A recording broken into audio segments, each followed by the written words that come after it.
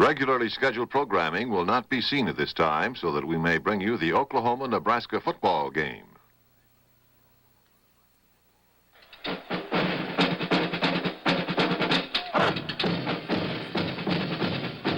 College football today. Today's game features the Sooners of Oklahoma, the top running attack in the nation, against the powerful offense of the Nebraska Cornhuskers, led by the explosive Johnny Rogers.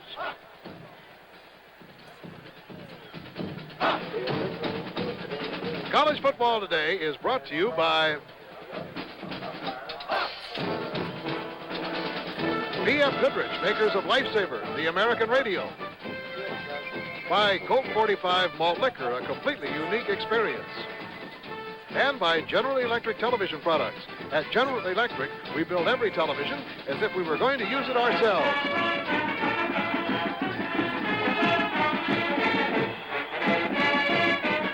Memorial Stadium in Lincoln, Nebraska is the home of college football's national champions of 1970 and 1971. Today, those Cornhuskers of Nebraska and the Sooners of Oklahoma battle for the championship of the Big Eight. And more than 76,000 fans will be here on this clear, crisp day. Hello, everybody. I'm Bill Fleming, along with Bud Wilkinson, Chris Schenkel, and all of us here at ABC Sports, welcoming you to Lincoln, Nebraska, and we hope that we can add to your enjoyment of this Thanksgiving Day. Yesterday, here in Memorial Stadium, there was a huge pep rally in honor of the Nebraska Cornhuskers, who are closing out their regular season, and we thought it would be a perfect spot to do our pregame show on this stop here in Lincoln, Nebraska. So, let's watch.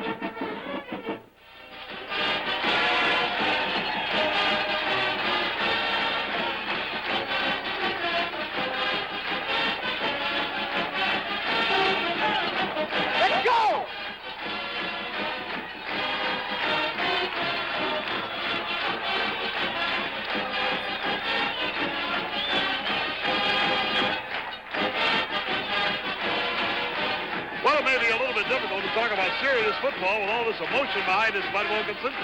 But I think we should talk about the significance of this game. No place in college football will you find a game for the last 2 years that had more significance than the Oklahoma-Nebraska game. A year ago today, it was the great game of the century. Well, this year the teams aren't rated quite as highly, but they're still very much up there. Oklahoma rated number 4 going into the game, Nebraska number 5. Oklahoma upset by Colorado. In the opening game, the Cornhuskers were upset by UCLA and then tied by Iowa State on a very muddy, slippery field. But they're two of the great teams in the country, Bill, and this is for the Big Eight Championship, and that means something here in the Midlands. Okay, in tomorrow's game, there's added emotion because Bob Devaney is retiring as the head football coach of Nebraska. As you know, the winningest coach in college football will have his final game here in Lincoln tomorrow, and I think that's the reason we have such a tremendous amount of excitement here at the pep rally. We also are going to have 3 of the leading candidates for the Heisman Trophy playing in the game. Johnny Rogers of Nebraska, Rich Glover of Nebraska, and Greg Pruitt of Oklahoma. All great players. Okay, we'll be back to talk about the Oklahoma offense here in this 1972 edition of the renewal of the rivalry between the Cornhuskers of Nebraska and the Sooners of Oklahoma.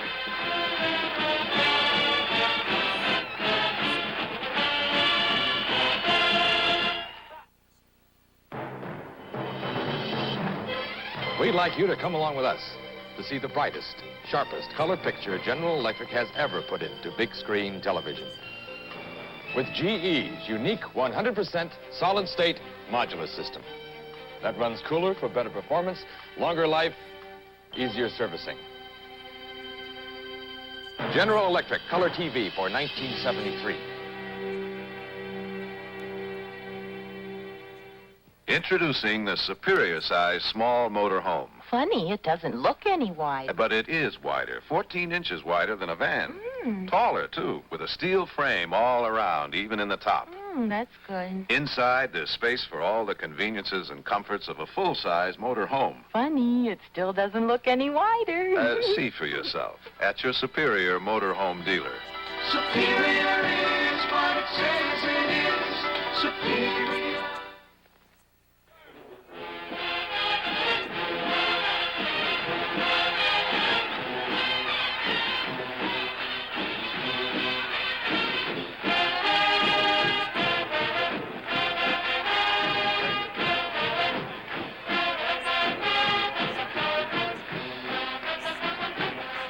I think we ought to talk a little bit about the difference between these teams from a year ago and right now. Let's first of all talk about Oklahoma. Well, Oklahoma last year was an awesome offensive football team, the best offensive team perhaps in the history of college football, but to be very honest, they were what I would call an ordinary defensive team. This year, they have become a totally balanced team. They've got a great offense, but a superior defense. They've given up only 4 touchdowns this year, and are second in the country in scoring defense, and that's a remarkable improvement. You know, in their backfield, they have 3 young men who have played together since freshmen. Wiley, Crosswhite, and Pruitt. They are now seniors. This will be the final game for them in the Big 8 Conference. And, of course, they are really something to watch. They have really brought glory to Oklahoma. Well, they're great blockers for each other, Bill, and they're also great runners, and they operate out of that awesome wishbone attack. That's the first fake to the fullback, and here's the pitch to Greg Pruitt with Wiley leading into the outside. Pruitt cuts up in, and this is why he's a Heisman Trophy candidate. And he almost waves bye-bye to the last defender.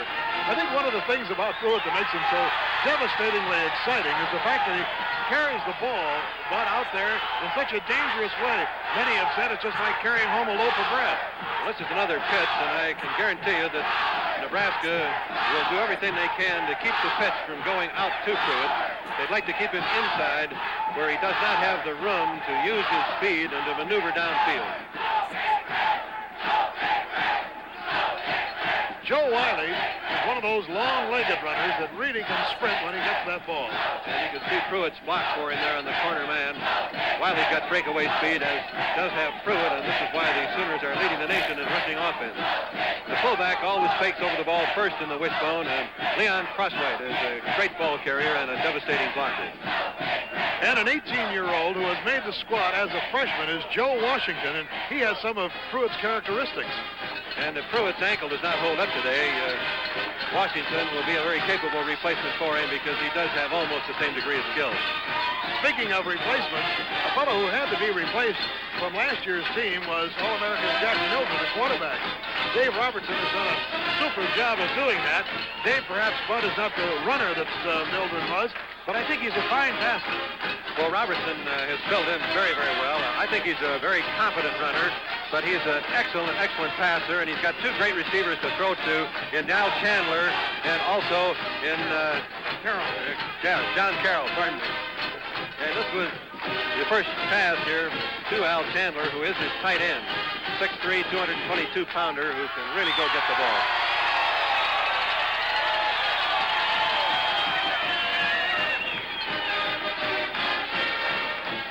And as Carroll catches the ball here, you can see that he had beautiful position and was hit perfectly with the ball.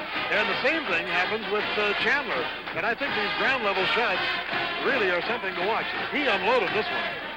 Well, the wishbone has the defense drawn up very, very closely, and when Oklahoma does throw, usually they're trying to throw deep with their receivers behind them.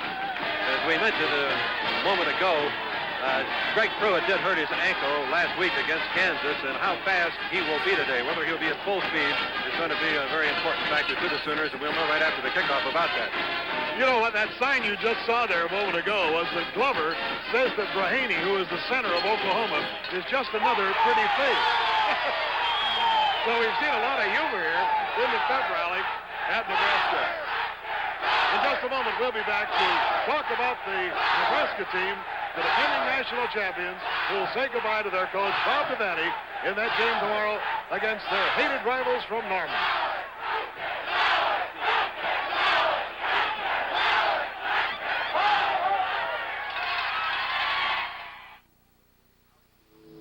How do you prove to the world you have a tough radial tire? If you're B.F. Goodrich, you take your passenger tire to tracks like Daytona, Sebring, Le Mans, up to 200 miles per hour, not a single tire failure. Only B.F. Goodrich dares do it. Lifesaver, the tough American radial. If you're B.F. Goodrich, you run on police cars in 33 states. Quick starts, fast stops, rough, tough driving, thousands and thousands of miles. Lifesaver, the tough American radial. And if you're B.F. Goodrich, racing and chasing shows you how to make the newest, toughest Lifesaver radial ever. With steel for extra strength, cushion for extra comfort. Lifesaver RS, the tough American radial. The only radial with cushioned steel belts and only from B.F. Goodrich.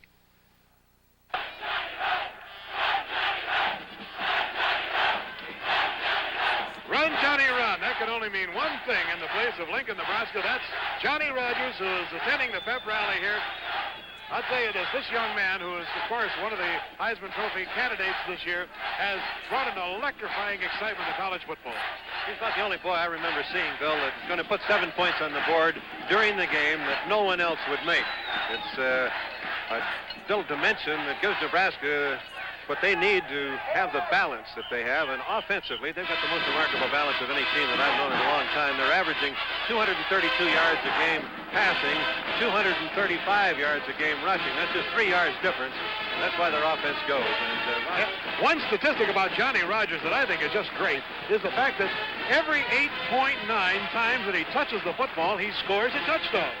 Well, he is incredible, he's remarkable, unbelievable, all of those things people have said about him, and I think that these pictures will give you some idea of why coaches, sports writers, and fans say that this boy is perhaps the most exciting player that has been in college football in a great many years. This was last year's Oklahoma-Nebraska game, and this punt return started Nebraska to victory. This game, with less than 4 minutes gone in that first quarter, it was 72 yards on the punt return, and it put Nebraska out in front by the score of 7-0. And you saw Joe Blaha wipe out Harrison there of Oklahoma with that great block. And that was the first blood in that game that turned out to be one of the most exciting games we've ever seen, 35-31 Nebraska. And here he is again against Colorado, and look at these moves. I still don't believe that one. Now, what can you say? In addition to his punt returning, he lines up all over the backfield. He'll be a wide receiver. He'll be a wing back. He may even be the tailback. And from all of those positions, he breaks out into the various areas of the field to catch the ball. And by lining up so many places, it's almost impossible for the defense to put double coverage on him. And here he comes on the reverse play as a running back. And this is just straightaway speed when he sees that goal line. Johnny Rogers has scored 46 touchdowns, an all-time Nebraska record. 46 of them, and he hopes to make it more tomorrow. They have a great sophomore quarterback also in David Hum. Hum is a left-hander who has a remarkable completion percentage. He's completing 55% of his passes. He has other great receivers in Ravel and List, in addition to Johnny Rogers. And that, of course, is why the passing attack of the Huskers has been so very effective. And, of course, you'll know that he was behind Jerry Tagge a year ago. He sat on the bench and watched that Oklahoma game, and he said to me earlier, I can't wait to get in against those Sooners. Well, it gives the boy a lot of confidence to have the kind of protection he's receiving, and also to have 3 great receivers to throw to.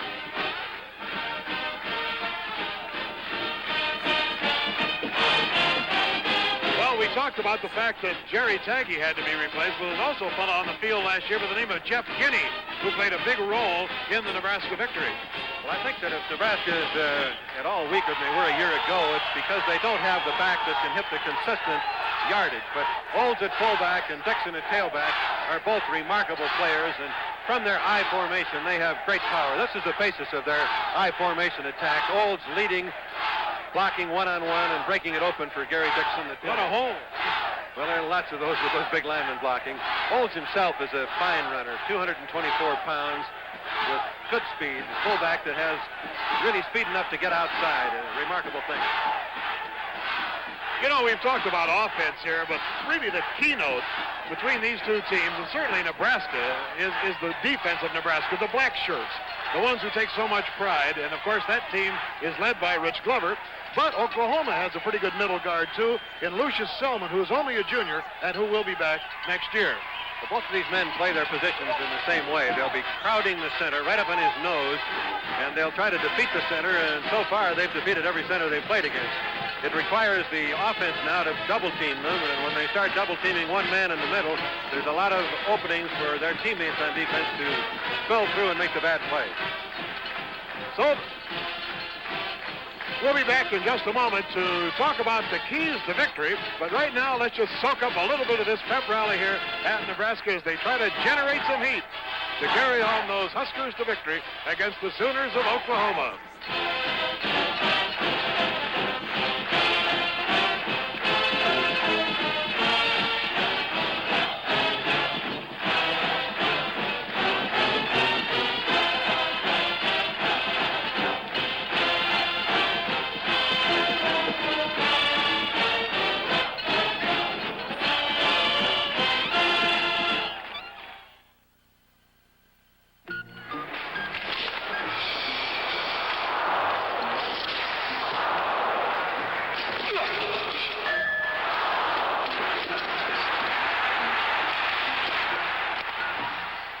dull and commonplace occurrences of day-to-day living, one thing stands out as a completely unique experience.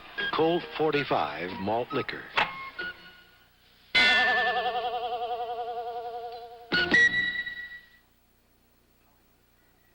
How do you prove to the world you have a tough radial tire? If you're B.F. Goodrich, run on police cars in 33 states for thousands of punishing miles. Lifesaver, the tough American radial. And learn how to make the newest, toughest Lifesaver radial ever. Steel for strength, cushion for comfort. Lifesaver RS, the tough American radial. The only radial with cushioned steel. Only from B.F. Goodrich.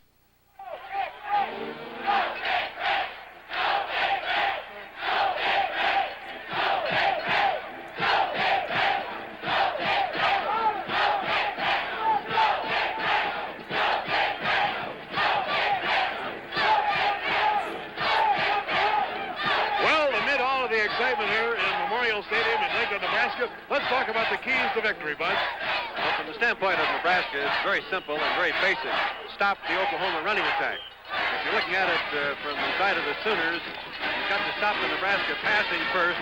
Above all, keep Johnny Rodgers from one of those breakaway touchdowns. And the Sooners, with their high-risk offense, cannot afford to have more than 2 turnovers if they expect to win. Well, I suppose as a fitting climax to our pep rally show today, we should just simply turn around and ask these fans who's going to win. But I don't think there'd be much of a question in answering that, so we'll just say, suck it up a little bit. And this has been the College Football Today show coming to you from Memorial Stadium here in Lincoln, the pep rally, which originated yesterday to spur this team on to win over Oklahoma to try to make it number 4 in a row over the Sooners.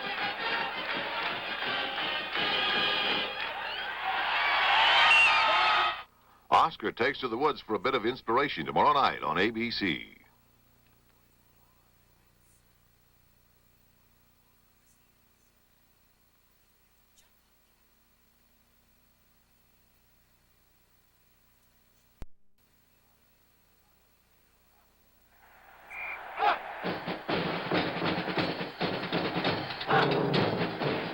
College football.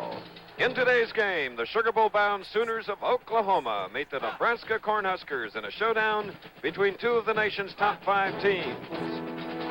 NCAA College Football, another ABC Sports exclusive, is brought to you by Texaco and the many thousands of retailers and distributors in all 50 states. Trust Texaco to have the right gasoline for you.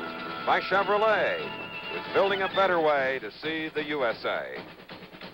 By New York Life Insurance Company and your local New York Life agent. And by Miles Laboratories Incorporated, makers of Alka-Seltzer.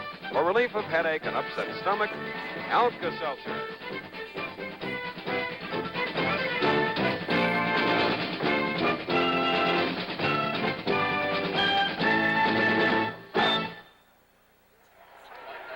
A year ago, it was billed as the game of the century.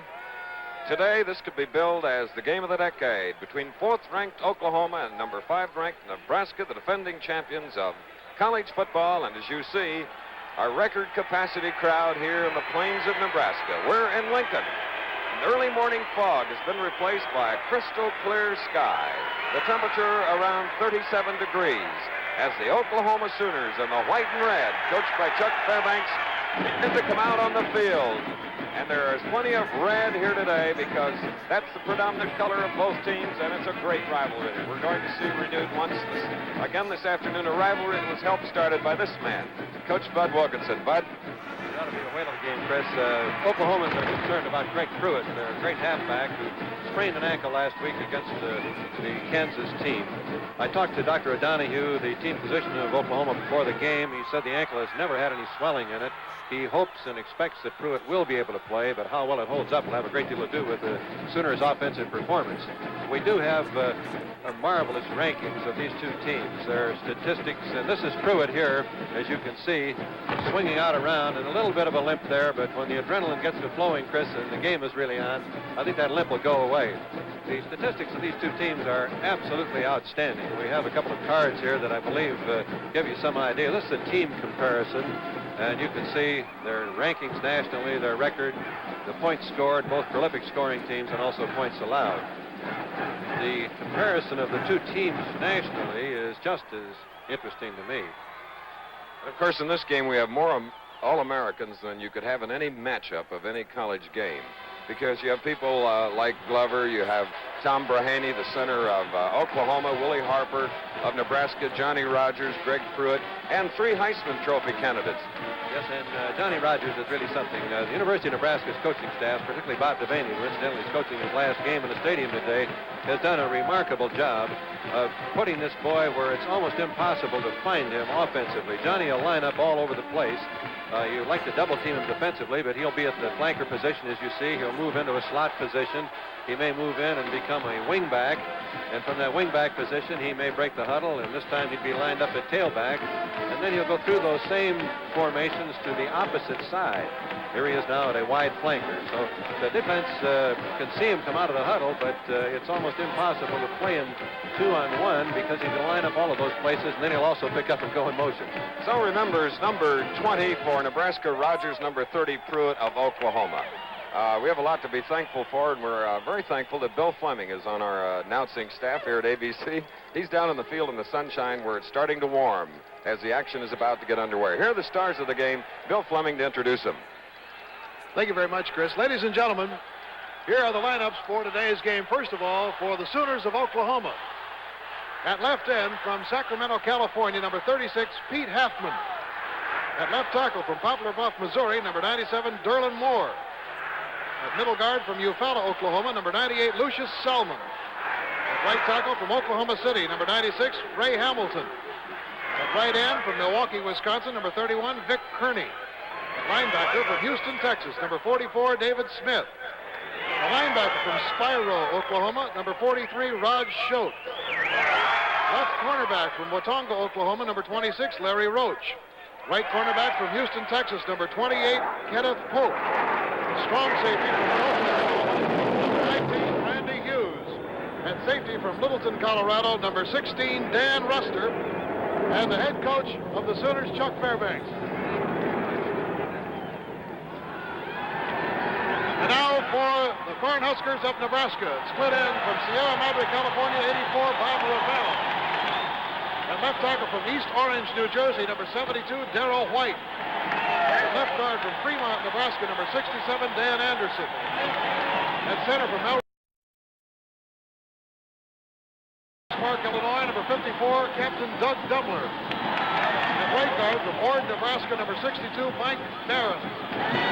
Right tackle from Toledo, Ohio, number 70, Marvin Crenshaw. Tight end from Bay City, Michigan, number 85, Jerry List. At quarterback from Las Vegas, Nevada, number 12, David Hum. The I-back from Oxnard, California, number 22, Gary Dixon. At wingback from Omaha, Nebraska, number 20, Johnny Rogers. At fullback from Kansas City, Kansas, number 44, Bill Olds. The defensive captain at left tackle from Grand Forks, North Dakota, number 55, Bill Jensen. And ladies and gentlemen, making his final appearance in Memorial Stadium as the head coach of Nebraska, Bob Devaney. Thank you very much.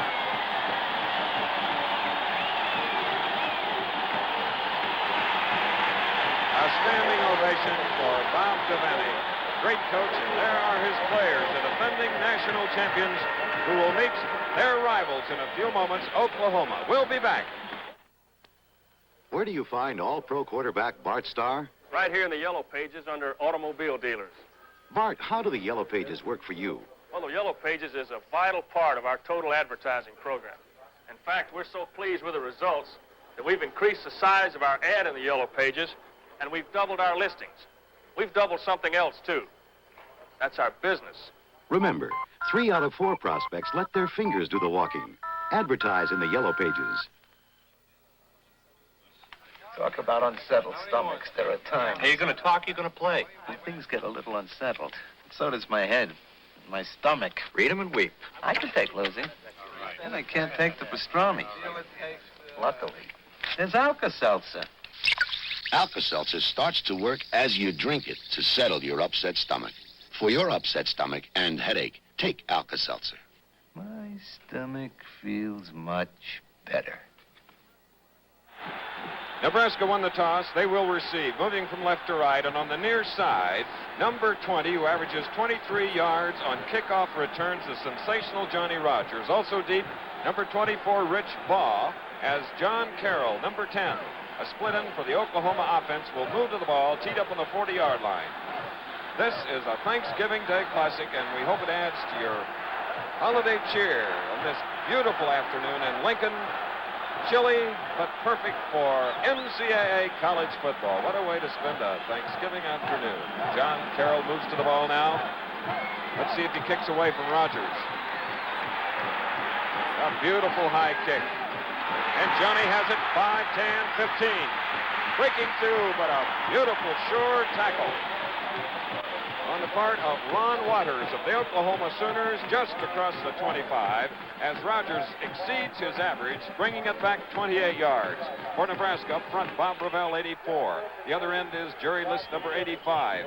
White, along with Crenshaw, the tackles, Anderson and Barron, the guards, and a great center, Dumbler, while Hummer's the quarterback, 22 Dixon, 44 Olds, and 20 Rogers. Ravel split to the far side of the field, 1st and 10 from, let's call it the 26. And Gary Dixon of Oxnard, California, number 22, a senior, carried on the first play. Nebraska will be in multiple formations. They were in the I wing that time, which is their basic formation, along with the spread. But they will be in 6 or 8 different formations, moving Johnny Rogers to different spots on the offensive team. Bob Ravel, also a native of California, the far side. That's Rogers in the slot at the top of your screen on a 2nd and 7 from the 29. Dixon again for more Nebraska yardage. Nebraska coming into the game ranked number 5, 8 victories, a loss and a tie. As Pete Halfman, number 36, made the tackle. And it's a first down for the Cornhuskers. Oklahoma's defense is a 5-2 with Lucius Selman, number 98, as the nose guard. They've given up only 4 touchdowns in 9 games thus far. And only Olds is the setback behind the quarterback home of Nebraska on a first down play. Rogers on a reverse from a wing-back position is caught at the line of scrimmage by Derlin Moore, number 97 and number 96. Another great defensive tackle for the Sooners, Raymond Hamilton. Interesting defensive statistics for Oklahoma. Last year they were an average defensive team. This year they've become a great defensive team.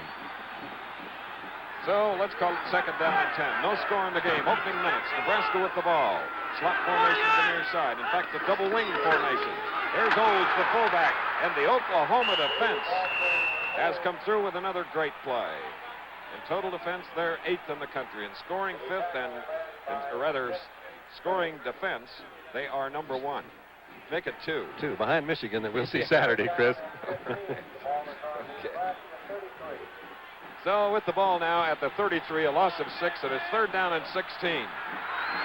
5 defensive backs are in the Oklahoma defense, expecting a pass on 3rd and 16, and they're going to see it.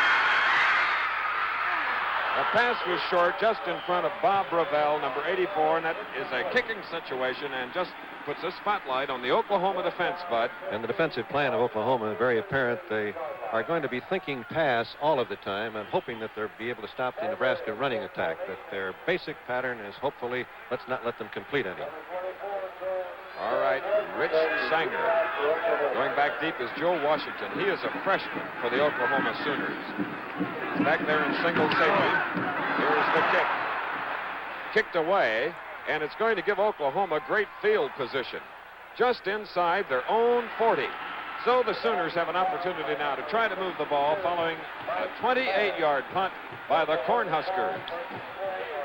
Greg Pruitt, right halfback, number 30 for Oklahoma, a Heisman Trophy candidate, is a key factor in their attack. Let's take a look at him on this play and see how well his ankle allows him to move. Oklahoma, the leading exponents of the wishbone formation. Dave Robertson is the quarterback. You see the wishbone with John Carroll, number 10, the split into the far side. Pruitt was involved on the fake after the handoff to Leon Crosswhite, the fullback. And the Sooners moved from their own 39 across the 40.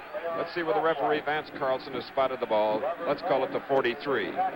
Key factor for Oklahoma is the yardage they make on first down, and we'll keep track of that for you. They need to be ahead of the defense on down and distance to have the wishbone function properly. Carroll to the far side. 2nd down and 6 from the Oklahoma 43. No score. Well, there's one thing for sure. Greg Pruitt can leap. There's nothing wrong with his takeoff. Number 30, the native of Houston, there he is, was stopped by number 79, Rich Glover, and number 90, John Dutton of the great Nebraska defense at the 49, Bud. The individual statistics of the Oklahoma backs are amazing. Wiley's averaging 5.5 yards a try. Crosswhite, the fullback, 4.8 a try. Greg Pruitt, 6.3 a try. Oklahoma scored 7 touchdowns passing, 37 touchdowns rushing, with a 1st and 10 at the 49. Carroll to the far side. Crosswhite. It appears that Crosswhite has gotten into Nebraska territory across the midfield stripe, and he just made it to that point. Bringing up a 2nd down here in Lincoln is John Pitts, 56, one of the linebackers for Nebraska, made the stop. There you see the Nebraska defense on the left, and All-American Willie Harper's number 81 coming to the near side of the field. And Rich Glover is right on the ball, number 79. Tom Brahaney, number 54, at All-American center. Head-to-head, look how close they are. On a 2nd down and 8. Robertson. Albert Chandler, number 82, couldn't pull it in. He had him open. He really did. He sure did. The Nebraska defense is based on the skill of Rich Glover playing over the center. Glover is so quick and fast and strong that he can defeat the center almost all of the time. And when they start double teaming him, then that means, of course, that someone else has an opportunity to come home free. Watch him as he lines up and crowds the center this time. The officials moved the ball the length of a football to the midfield stripe. Now, that's an error. That little length of a football could be important. Okay. There's Glover. And Robertson back to pass. And it was batted down by number 90, John Dutton, 6'8", 248 pounds.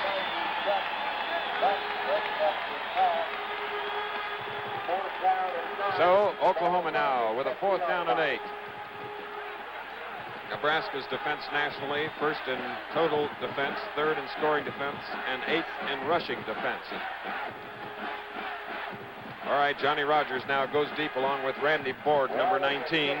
They await Joe Wiley's punt, number 22. 4th down and 8. Here's the punt.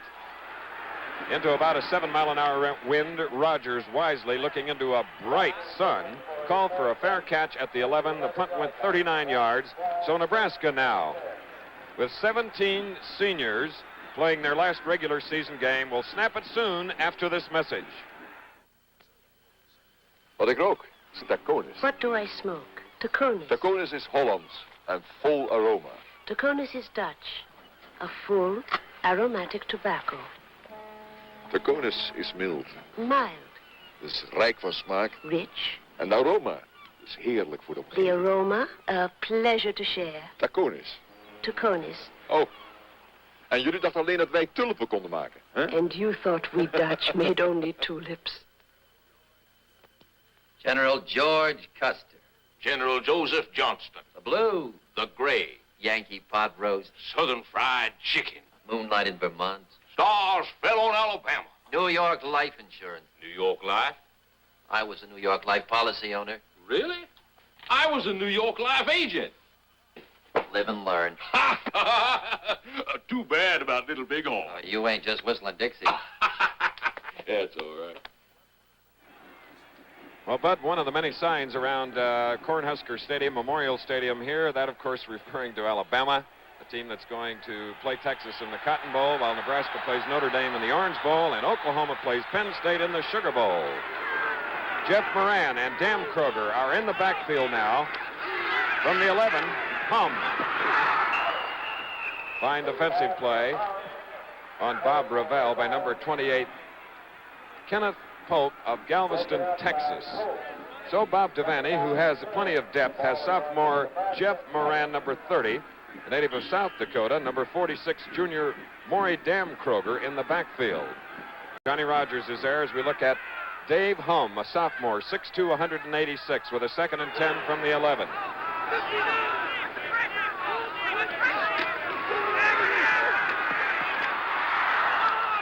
And another incompletion as Pope was covering Johnny Rogers on the play. The Oklahoma defense congratulating their defensive back on 2 straight defensive plays.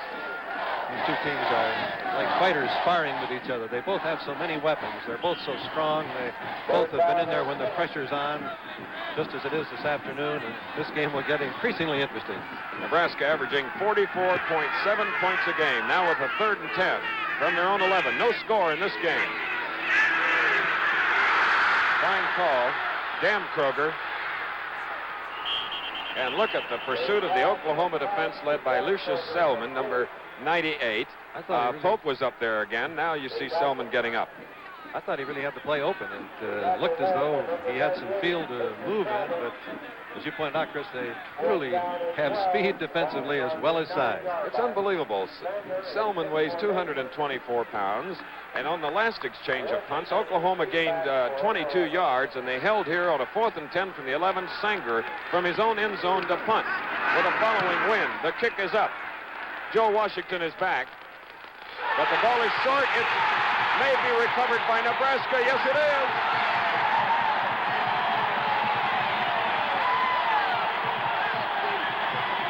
Kenneth Pope, who had those 2 fine defensive plays, fumbled the ball, and Moran of Nebraska recovered it at the Oklahoma 49. Take a look at it again. Fair catch. He simply didn't move up quickly enough to get to it. And, of course, he didn't have any help back there with the Nebraska coverage. All of the red shirts on top of the ball. Now from the Oklahoma 49, 1st down, no score in the game. Hum handing off to the deep back. Dixon, number 22. And the advance is inside the Oklahoma 45. Well, Nebraska has its first opportunity on a fumbled fair catch. They're in the red jerseys with the white helmets. The Oklahoma defense now forming. 4 men coming up on the line. Doug Dumler is the captain of Nebraska. He centers the ball. 2nd down and 4. Dan Kroger, number 46 carrying, and Rod Schote of Spiro, Oklahoma, a sophomore linebacker, made the tackle. Let's take another look at Schote. Schote, 209 pounds, number 43, reading, moving to the outside. He's going to be one of the great linebackers in Oklahoma history. This boy has really improved as the season's gone along. That's the speed and the strength that you're looking for. Now the first string is in on 3rd down and 4 for Nebraska, a double wing formation. David Hum. Jerry List, the tight end, number 85, holding it in. 1st down, Nebraska. David Smith on the tackle, number 44. Making that fumble punt, Oklahoma had really controlled them well, and they had the misfortune to drop the punt and lose the field position. They were almost ready to move in at least to field goal range themselves. Fast moving first quarter, 9:19 to go. There's no score. 1st and 10 for Nebraska at the 29. Gary Dixon coming into this game. Dixon had scored 8 touchdowns for the Cornhuskers. Selman, number 98, on the tackle, joined by Pete Helfman, number 36. And you'll notice that Nebraska rarely is in the same formation 2 plays in a row. They don't like to give the defense a chance to read the formation and get tendencies from it. In order to avoid that, they change the formation every down. 2nd down and 9 now for the Cornhuskers at the Oklahoma 28. No score if you just joined us. David Hum. What a hit by Pope. Johnny Rogers is 0 for 2 on pass catching thus far in the game. Coming into this game, he had caught 8 touchdown passes. Hum has thrown 6 times, and he's completed 2. Let's watch Rogers again. When you're as exceptional as this boy, you pay a price. You know that you're going to get wrapped every opportunity, and he certainly did get a good shot that time from Pope. Number 84, Bob Ravel, is split to the left. Johnny Rogers, 20 to this side of the play. On a 3rd down and 9 from the 28. Hum. Down the middle. Dave Gaylor, number 28, hauled it in inside the 20 at the 17. First down. So the Cornhuskers, who recovered a muffed fair catch following a punt, have moved from the Oklahoma 49 to the Oklahoma 17. First down. Nebraska favored in the game. Gaylor. And Gaylor moves the ball to about the 14, a gain of 3 or 4. Thus far, Oklahoma has not elected to put any big rush on Hum. They've tried to drop people back to cover. I would guess that they'll change that pattern and try to get to Hum as the game progresses. 7 minutes, 56 seconds remaining in the first quarter. There's no score. You just joined us. It's Nebraska in the red jerseys. The defending national champions going against Oklahoma in white. 2nd and 7 from the Oklahoma 14. Olds is the lone setback, blocking the end. The pass knocked away by Kenneth Pope, and I don't think I've seen a defensive halfback all year that has been involved in so many defensive plays early in the game. They're really peppering him. I think that perhaps Nebraska thinks he's a little weak, but thus far he certainly has looked to be extremely effective. That's right, because Hum has completed only 3 of 8 for 25 yards. Now with the ball at the 14, it's a 3rd down and 7 with 7:38 to go in the first quarter. Now we have Frosty Anderson, number 89, replacing Bob Ravel. He's to the near side of the field. Rogers is opposite. There's the delay. Good call. Touchdown.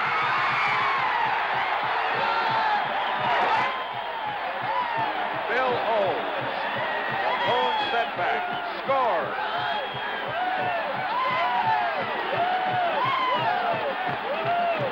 Can't get any better execution than that. Oklahoma was expecting pass. They were ready to drop back in the secondary, which they did. The linemen were ready to rush. There's the rush of the linemen. See the other people simply wiped out because the pass receivers moved to the outside, and there were no defenders left as they were moving out to cover the potential receivers on the draw play. Rich Sanger, near an NCAA record of points after touchdown in one season, has just been successful again with 7:32 remaining in the first quarter, a 49-yard drive in 9 plays. The score is 7-0. Sharp steel versus the Goodyear Custom Power Cushion Poly Steel tire. To demonstrate the penetration resistance of steel cord belts under the tread. Watch. The polyester cord body soaks up shocks, and double steel cord belts resist penetration. Poly Steel, the 40,000-mile tire engineered for American cars. Only from Goodyear. Quasar Color TV System, based on a big idea in color TV. The works-in-a-drawer TV for ease of service. We think it's a better way to build color TV because the modules can be plugged in and out right up front. Get ease of service plus the advances in our solid-state chassis design. Plus, one-button Instamatic tuning. And look at the color on this actual closed-circuit picture. By Motorola. Opportunistic Nebraska, following a muff fair catch and a recovery, have moved from the Oklahoma 49 in 9 plays to get the first score of the game with 7 minutes and 32 seconds remaining in the first quarter. Nebraska 7, Oklahoma nothing, as Joe Washington is deep, along with Joe Wiley, a fine punt returner for the Sooners. And kicking will be Rich Sanger, a native of Colorado, with the ball teed up in the 40 as the 7-mile-an-hour following wind on a bright, crystal clear day in Nebraska. It's a short kick. And it is bobbled. It appeared to be number 39, Glenn Garson, or Glenn Russell. And you can feel the tension. Those hands get a little bit tensed up when you're trying so hard and you don't hold the ball. Well, they did recover the fumble at approximately the 23-yard line. Nebraska is in the lead, 7-0. Oklahoma has this opportunity now to try to do something with the ball.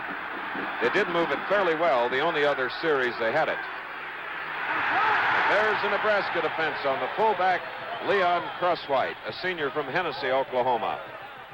On Oklahoma's first possession on first down, they made 4 yards, and that kept them ahead down and distance-wise. The next 2 first downs, they've made nothing on first down, and that really relaxes the defense against the wishbone. Don't forget on the double header here on ABC, tonight at 9 Eastern Time, It'll be Texas, the Longhorns, and Texas A&M right here on ABC. 2nd down and 9 at the 24. Nebraska leading 7-0. Oklahoma with the ball. Here's Robertson to John Carroll. 1st down, Oklahoma at the 42. The defensive plan of Nebraska is to have Uralian, number 15, man for man on Carroll, and use the other 10 men to try to stop the Sooners' running attack. Let's take a look at it. Here's the one-on-one coverage, and when you run the stop pattern, it's very hard for the defender to get back up in time to make the play. Coming into this game, Robertson had only thrown 78 times, completing 39. As we indicated, they've made 7 touchdowns by way of the pass. Here's a 1st and 10 at the 42. Nebraska leading 7-0 with 6:30 to go. First quarter. Leon Crosswhite across the 45. Jim Branch, number 51 of Chicago, Illinois, making the tackle for the Nebraska defense, which includes Manstedt, Jansen, Glover, Pitts, Dutton, Harper, along with Blahak, Mason, Borg, and Zarelian. And Oklahoma hopes to work on the 2 tackles, Jansen and Dutton, getting them conscious of the fullback inside so that they can use the option pitch and turn the corner. The Texas-born wishbone used by Oklahoma. 2nd and 6. John Carroll, 1st down at the 37 of Nebraska. Zarelian on the tackle, and Bud, a weapon that they haven't used as often as most fine college teams, is working for them. Robertson is a very fine passer, and when you get this one-on-one coverage, as you can see, Uralian did a very good job of staying in position, but without anybody to come across in front. This is Rich Glover, who they're very, very concerned about, and you can see the double-team block here. The guard, Jones, coming across, and Brahany and Jones being sure he does not get to the passer. Back live, the ball is on the ground with Leon Crosswhite moving it there, and it's Jim Branch again tackling for the Nebraska defense. There's 17, Leon Crosswhite. An honor student, 6'1", 213 pounds. Coming into this game, it scored 3 touchdowns at a nearly 5-yard average. Robertson now has thrown 4 times, completing 2, both completions to number 10, John Carroll. Now from the 34, it's a 2nd down and 7, the deepest penetration of Oklahoma.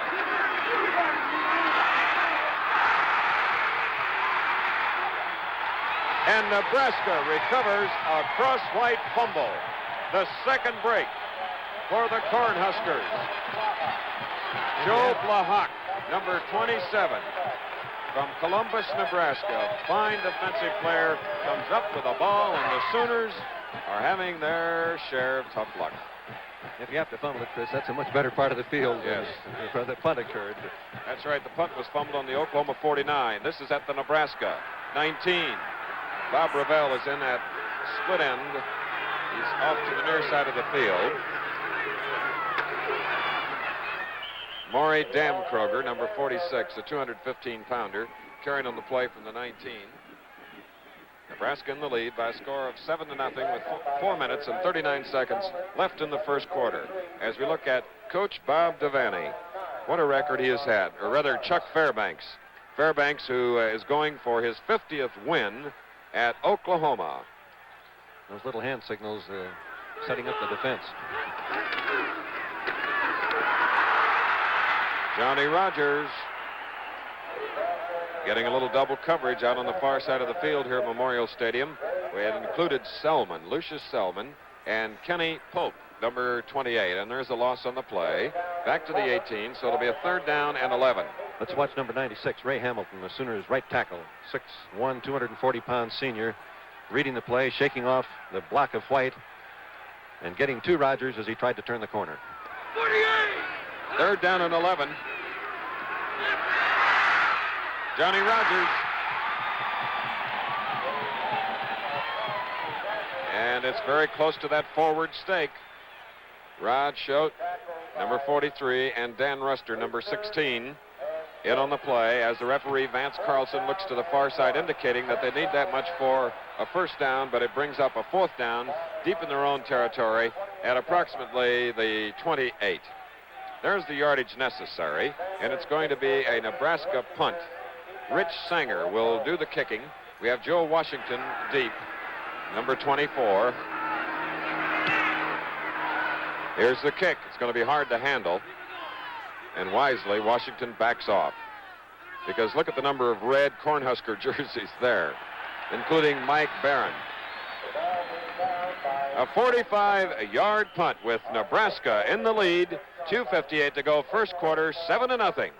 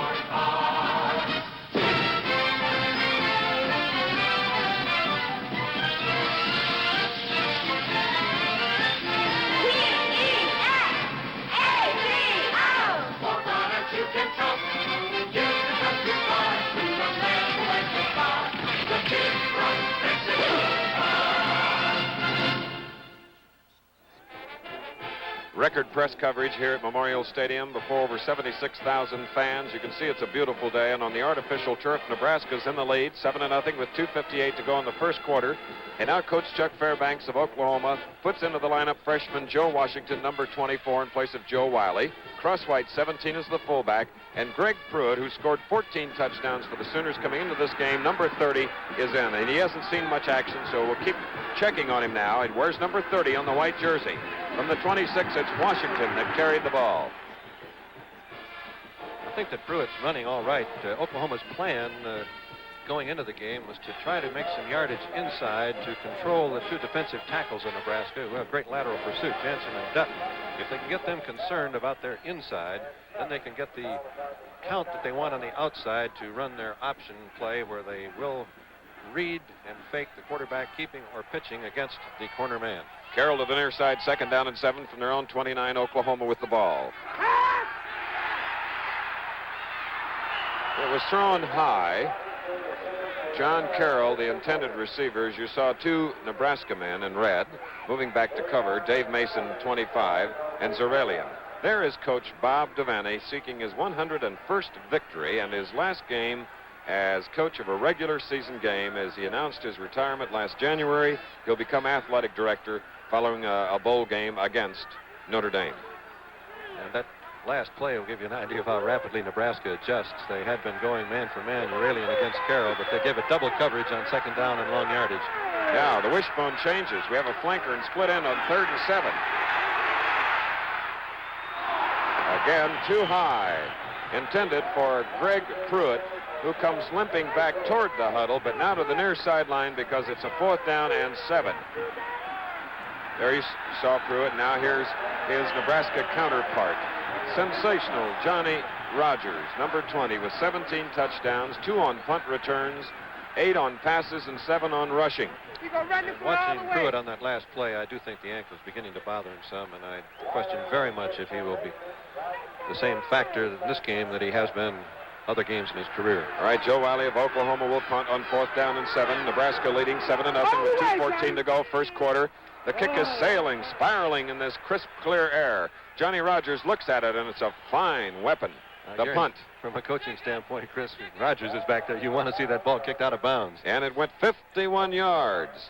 And Nebraska now will try to move it from its own 19.5, 1st and 10. If you just joined us, Nebraska scored at 7:32 of the first quarter as they recovered a fumbled punt at the Oklahoma 49, and in 9 plays, the fullback Bill Olds went over. Here's that same team that has 8 victories, a surprising loss, and a tie. This game today is for the championship of the Big 8.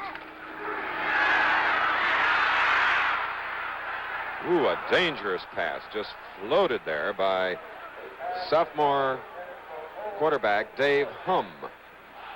Oklahoma had red screen and played it extremely well. I really thought that he'd throw the ball out of bounds. I don't think that he wanted to hang it out there. All right, 2nd down and 10 from about the 19.5.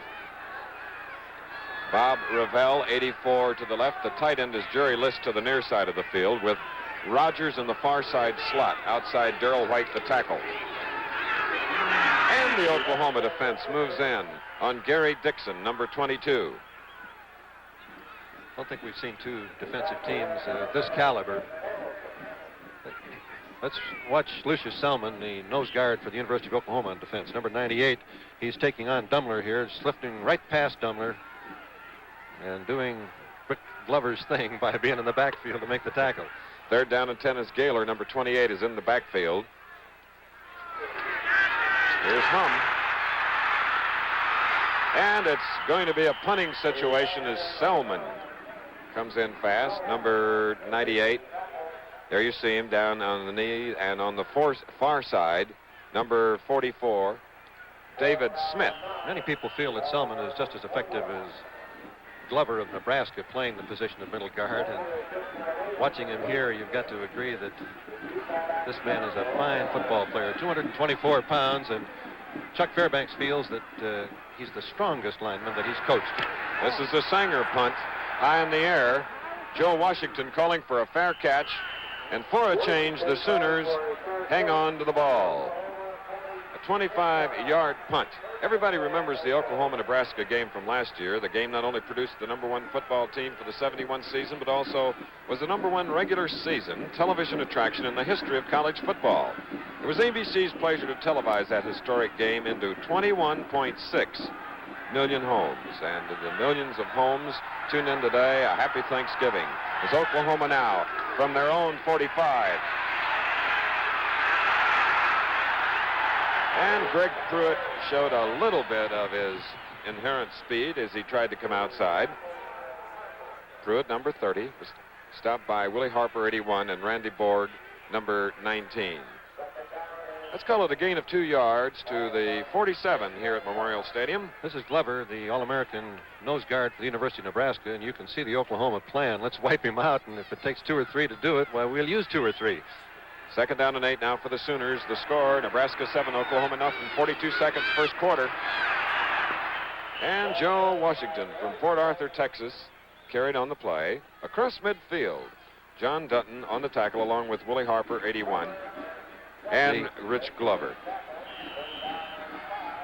That's Glover again, replay. This is a little counter fake. You can see him reading, coming back and defeating Brahaney to make the tackle. Grant Burgett is in the lineup now, replacing Pruitt. He wears number 25 on his jersey, as we saw Chandler, 82, and now 15, Dave Robertson, as Carroll splits to the near side on third down and 5. Crosswhite. First down for Oklahoma at the 39 of Nebraska. And exceptional faking that time by Robertson. After handling the ball to Crosswhite, the first man, he carried out the fakes remarkably well. Crosswhite, Leon Crosswhite limping now. The big 213-pound fullback at a time has been called. But as we look at the clock, it's not time. Time has run out here in the first quarter. And the Nebraska Cornhuskers, favored in this game on their home field, are in a 7-0 lead after they went 49 yards in 9 plays to score. Be back with the second quarter in a minute. New York Life helps answer the question. Richard Backus, 26, wife, pension plan, $37,600. Adam Kurt, 41, wife, 2 children, mortgage, $115,000. Peter Hawk, age 32. These people all asked a New York Life agent how much life insurance is enough. Based on the agent's thorough analysis of their specific needs, this computer gives a complete, accurate answer. How much life insurance is enough for you? Ask your New York Life agent. Why are these cars smiling? Because they're Vegas. And Vegas are very happy cars. They enjoy their work. They enjoy being driven. That's one thing that sets Vega apart from the average little car.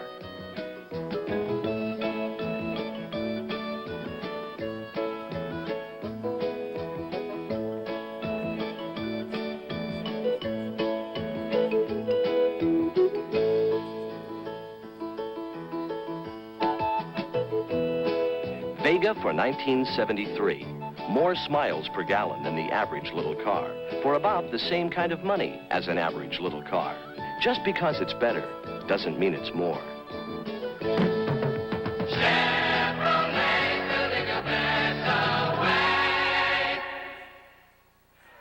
Well, it kept a lot of sign painters busy and coming up with all these signs here that are just among the 76,000s. Crosswhite 17 is up as in his feet.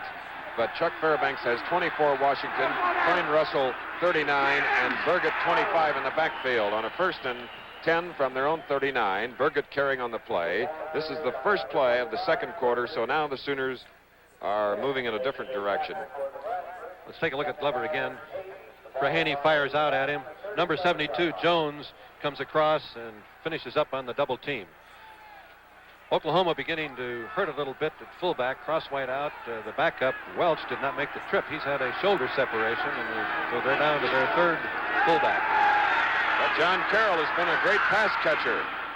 He is out of bounds at about the 26, and that should, but let's see if he's hurt. John Carroll is hurt on the near sideline.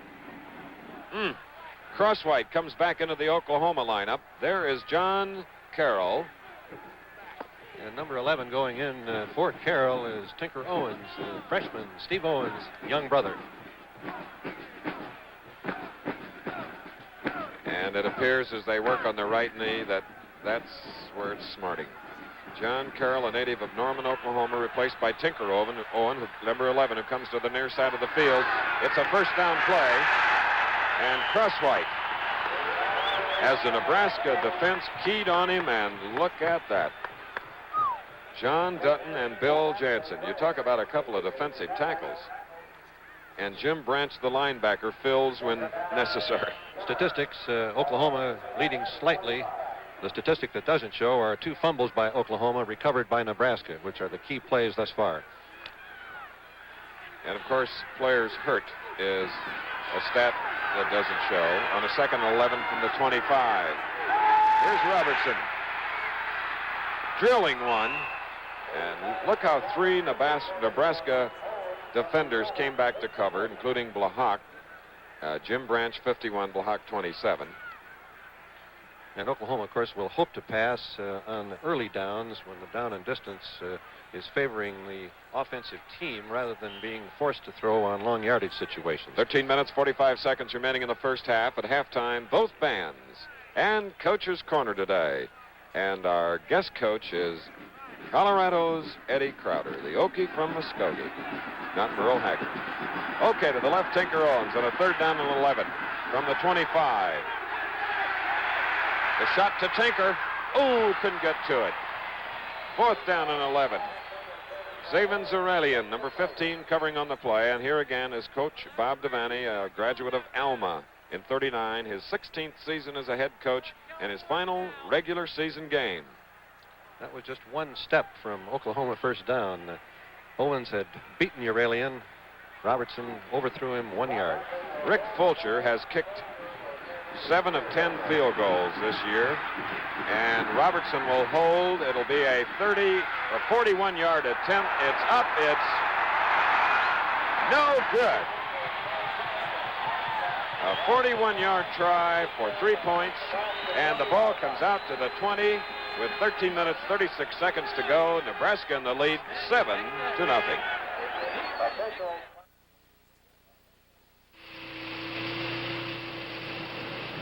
Automobile shock absorbers are nothing new. For over 50 years, they've been used to absorb road bumps. Well, General Motors took this principle and turned it around to help absorb front-end bumps. That's the secret behind the new General Motors bumper, which is on many new GM cars. An energy-absorbing device or shock absorber that gives on minor impact like this. This new bumper system is designed to work in extreme heat, in conditions of cold, and when it's caked with mud. You can still jack it up. This new GM bumper wasn't the easiest solution to better bumpers, but we feel it's one of the best. A good-looking bumper that can take it.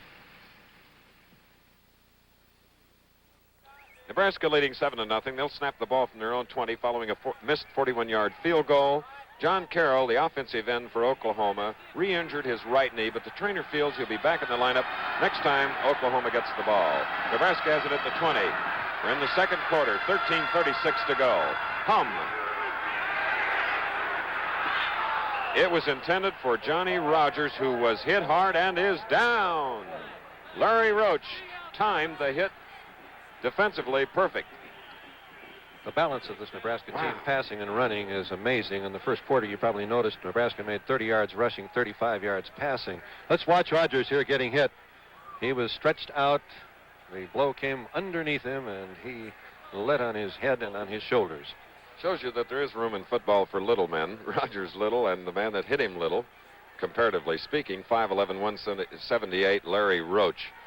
Let's take a look at this play one more time. You can see Rogers looking back for the ball as he comes across the field here.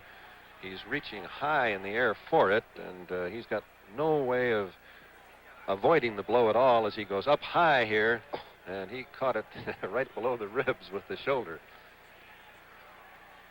I'm not sure he'll enjoy turkey later. It was hit right in that bread basket. Great athlete, though, and unless he... So Rogers will be replaced by Glenn Garson, number 39. Let's watch it again. You can see the shoulder come in here just as he stretched right now. Full head of steam. Rogers moving on a collision course, and that was just head on, but he's walking off the field now, and I'm sure that he will be back. Johnny Rogers, who's recovered from many things, goes to the far sideline on his own steam. Garson, number 39 from Fullerton, California, junior, a 6-footer, 184, is in the lineup. So it's going to be a second down and 10.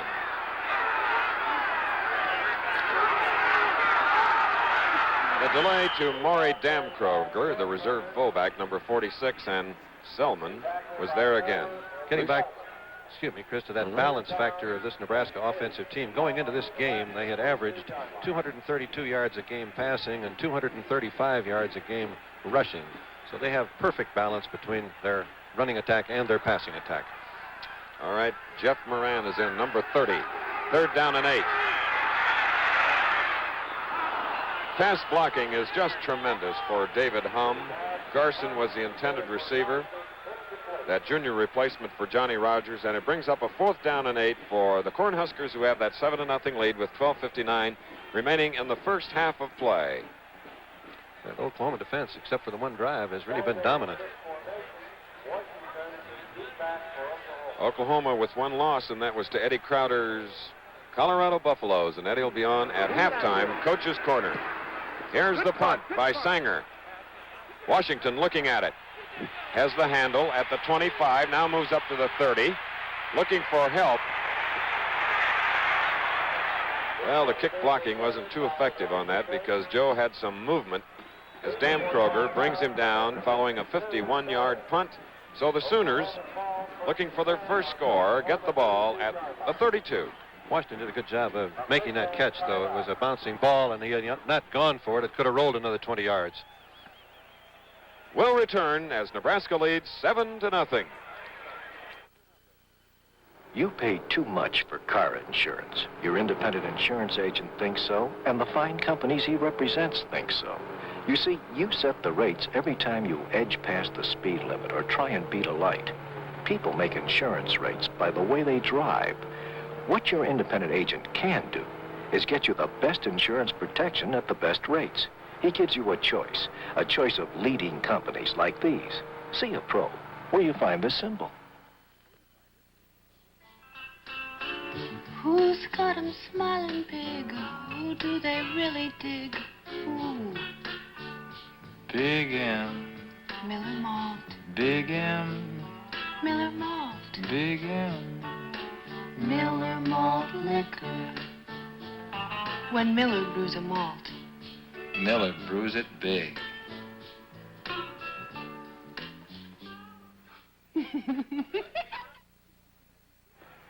It's a clear day, as you can see, looking out on the far horizon. Some of the buildings here at the University of Nebraska in Lincoln, and over 76,000 watching as 12:45 remains in the first half. For Oklahoma, 1st and 10 from the 32. They trail 7-0. And Rich Glover was in on Crosswhite, number 17. And in this series, John Carroll, their fine split end, is not in the lineup. His replacement is freshman Tinker Owens, number 11. Ball has been spotted at the 34, gain of 2, second down and 8. Oklahoma now has 2 freshmen in the starting lineup. 24, Washington.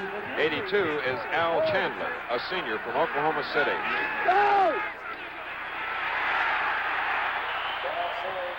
First-year man, Washington, number 24 from Port Arthur, carrying on the play. 56, Johnny Pitts, helping to tackle. And let's see where the referee, Vance Carlton, has spotted the ball. Spotted it at the 37, so it'll be a third down and 5. 7-0 the score. Oklahoma continuing to have trouble on first down.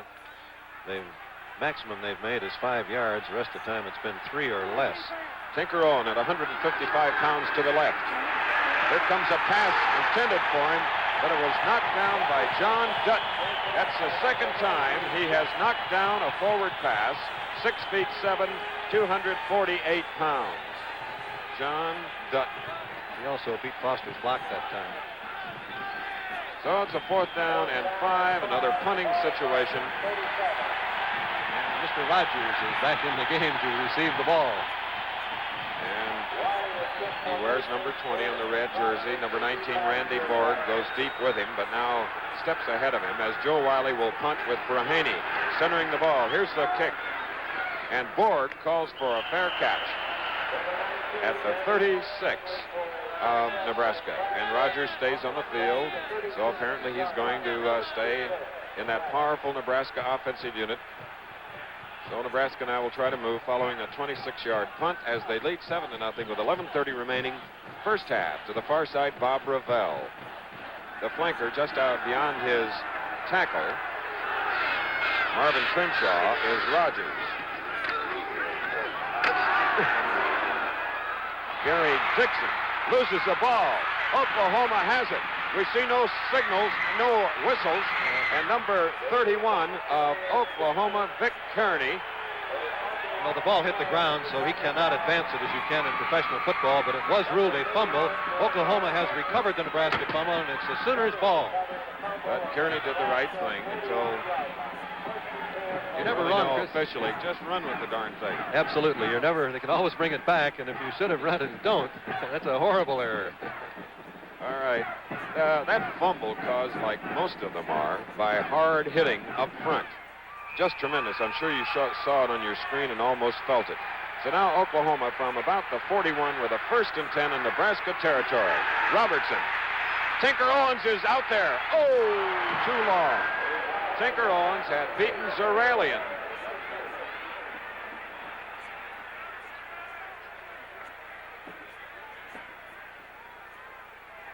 So it'll be a 2nd down and 10 here at Memorial Stadium in Lincoln, Nebraska.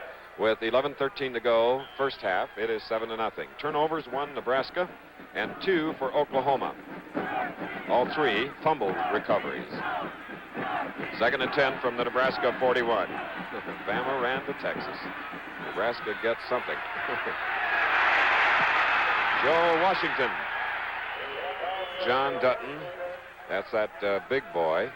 Moving laterally to show you what speed these huge linemen have, joined by Jim Branch, number 51, and Randy Borg, number 19. That's not a regular wishbone play, Chris. That was just a straight-up power sweep.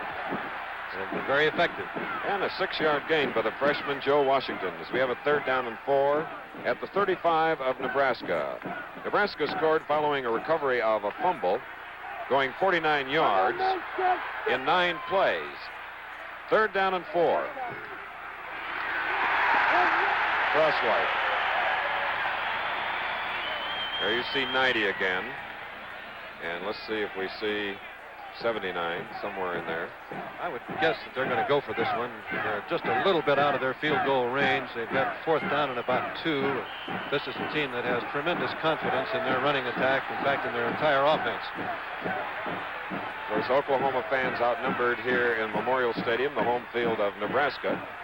But the ones that are here, just like the Cornhuskers, are wearing red and cheering. They go for it. 4th down and 2 from the wishbone. Ball is just across the 35. Robertson. Oh! Joe Blahak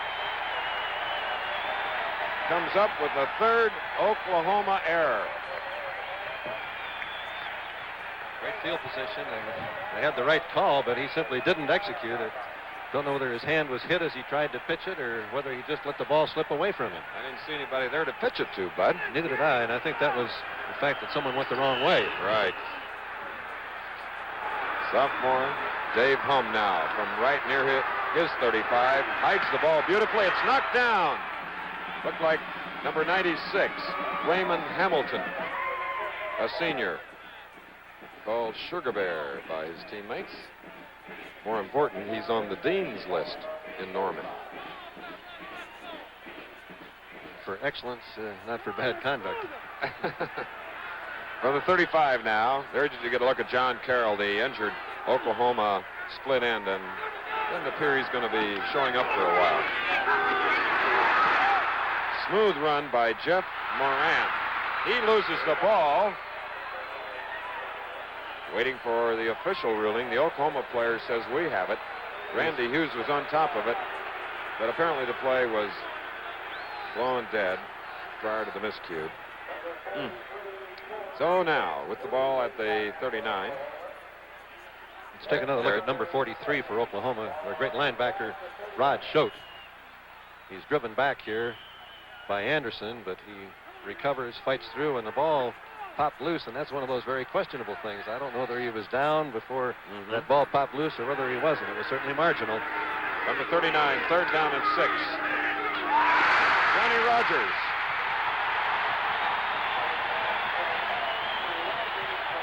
I don't think the midsection shot hurt Johnny Rogers at all, but a lot of credit, Bud, should go to the quarterback, David Hum, for laying that ball in there so quickly. He started down the line as though he were going to run an option play, just raised up and hit him in the seam.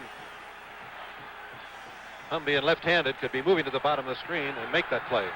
Rusty Anderson to the far side. From the 41. And Oklahoma intercepts the pass. Dan Ruster, number 16, a pass intended for Johnny Rogers. He pulls it right out of the air. So, Hum is intercepted by Ruster here at Memorial Stadium in Lincoln.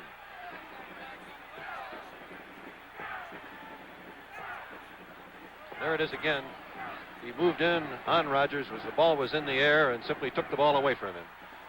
Two great defensive teams, and thus far a classic defensive struggle. Oklahoma's lost 3 of 4 fumbles. Nebraska's lost 1 of 2. And Nebraska's been intercepted once. Oh, boy. From the 16 now, Oklahoma, 1st and 10. Dave Robertson has Tinker Owens to the far side. And Crosswhite carries. And the Nebraska defense with John Dutton, 90, and 79, Rich Glover, there to stop the fullback. Gets to the 17-yard line, so it'll be 2nd down and 9. Nebraska leading 7-0 with 8 minutes, 11 seconds to go in the first half. Nebraska's scoring drive at 7:32 of the first quarter, 49 yards, 9 plays as they recovered a muffed fair catch. Joe Washington carrying on the play, and as you see, he moved from the 17 just across the 20. Monty Johnson, number 37, Bloomington, Minnesota, a senior, made the tackle. So with the ball at the 21, it's a 3rd down and 5 for the Sooners. There you see Dave Robertson, the senior.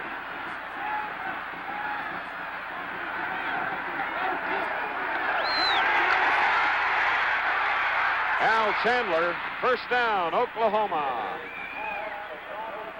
Chandler, who had caught 9 passes this year with a 22-yard average and 2 touchdowns, gets his first of the day as Joe Blahak was covering him on the play. And number 81, Willie Harper, Nebraska's All-American defensive right end, was really criticizing himself for not being in there to force the play. Robertson now has thrown 12 times, completing 4 for 62 yards. 7-0, Nebraska leading. 7:22 to go, first half. Tinker Owens to the near side, 1st down.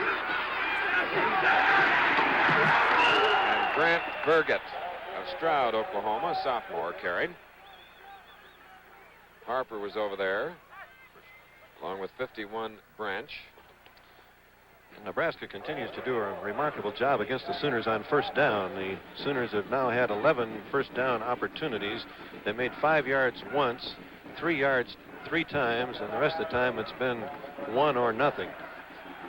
About a 10-mile-an-hour breeze moving from left to right, the direction Oklahoma is trying to move against Nebraska. 2nd and 8.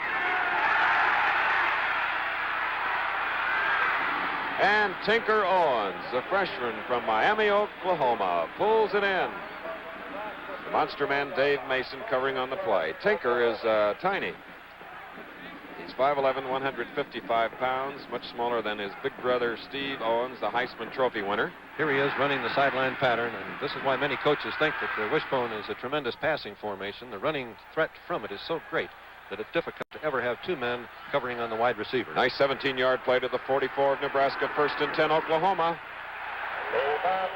Leon Crosswhite. In fast was Dutton and 81 Harper.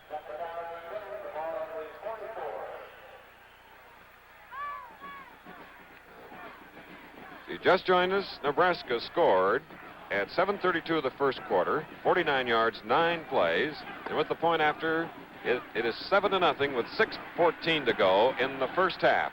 The first of a doubleheader here on ABC tonight at 9 Eastern Time. Texas A&M. Robertson of Oklahoma. No gain. John Dutton. That giant of a right tackle joined by Bob Nelson from Stillwater, Minnesota, number 57. The huge scoreboard on the far side of the field here at Memorial Stadium. Sellout crowd again. There's no way of turning that corner unless you can tie the tackle up. They've got 1 more man out there than you have. Actually a loss of a yard to the 45, so it'll be 2nd down and 11. Owens to the near side from the wishbone.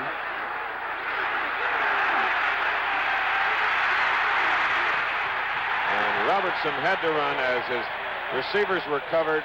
Rich Glover and Dutton and Harper all there to do a fine job for a defense that has allowed an average of a little over 7 points a game. They've recovered 20 fumbles. They've intercepted 12 passes. The black shirt platoon of Coach Bob Devaney, and this is Chuck Fairbanks, quarterback. There is Chuck, graduate of Michigan State. And now Johnny Rogers goes deep, awaiting a Joe Wiley punt on 4th down.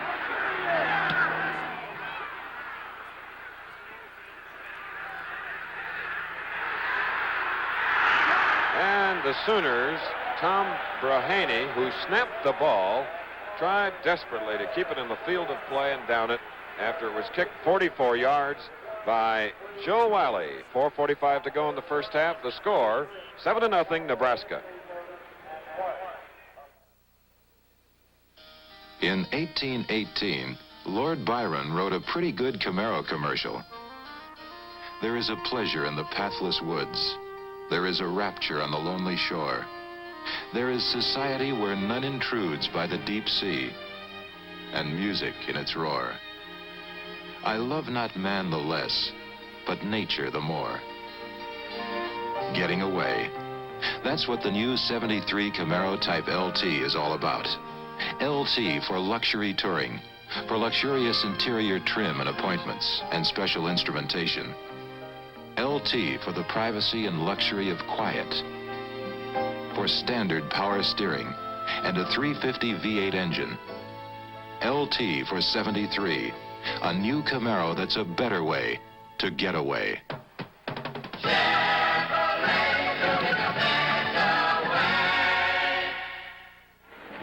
What a weekend for college football. Oklahoma, Nebraska, with the Cornhuskers leading 7-0 now. Texas A&M tonight. And Michigan, Ohio State on Saturday. More about that later. From the 20, that is Bob Ravel, getting about 4 yards on that pass from sophomore David Hum. Randy Hughes covering defensively. Something about that ball coming off the left side that looks a little bit unusual, and it does change the timing for the defense. Ravel now goes to the opposite side, and between the split end and the tackle, Johnny Rogers, number 20, on a 2nd down and 6 from the 24.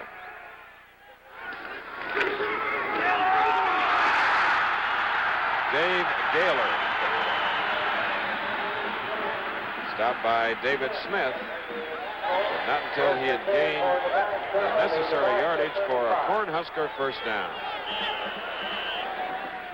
Spoke about the Oklahoma offensive injuries. They're playing without two defensive starters, linebacker Milstead and N. Bacchus. Rogers at the top of your screen. Ravel opposite on the first down. Here is Dan Kroger. And 3 Sooners helping to bring him down, including Selman, Halfman, 43, Rod Schote.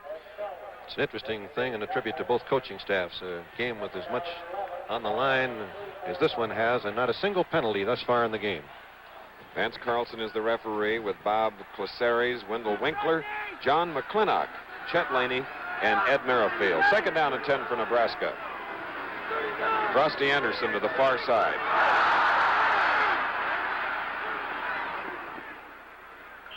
David Hum. And there's a desire on both teams today to win this ball game because the Big 8 title is at stake. Oklahoma smarting from the 35-31 victory last year by Nebraska. Kearney and Selman making the tackle. I thought I'd jinxed him a little bit there, Chris, talking about no penalties. He made the jump, but he showed his agility by jumping back without touching anybody. With the ball about at the 38, this is the third down play. Nebraska leading 7-0, 2:45 to go in the first half. Rogers to the far side. Anderson, 89 to the near side. Hum to Anderson. And it's a first down. Nebraska at the 42 of Oklahoma.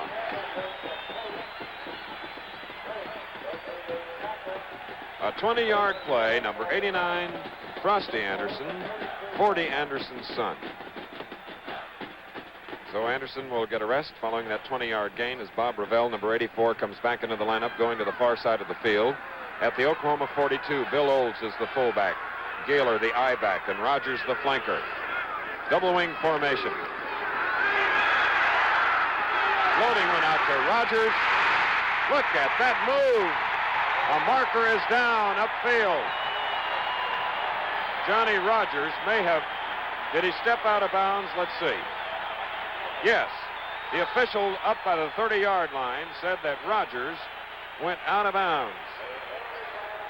Once you've gone out of bounds, you're out of the play. You cannot come back into the field of play as an offensive player and make the play. Let's take a look at it again. Here he is going down the field. Let's watch the sideline, and you can see that he was out of bounds there. He's ineligible to return to the field on that play. One thing we're thankful for is to have such great technical people and production people here on our ABC sports team, Bud. Because just look at that. That was beautifully done. And of course, I got to thank my spotter, Bill Friel, because he saw that Mr. Rogers had stepped out of bounds. And Kenneth Pope is happy that he gave him enough of a Yeah. belt to knock him out of bounds because he was off balance, which is what took him out there. All right. Now, Nebraska fans, this is their home field. They're not too keen about that. But from the 43 now, second down.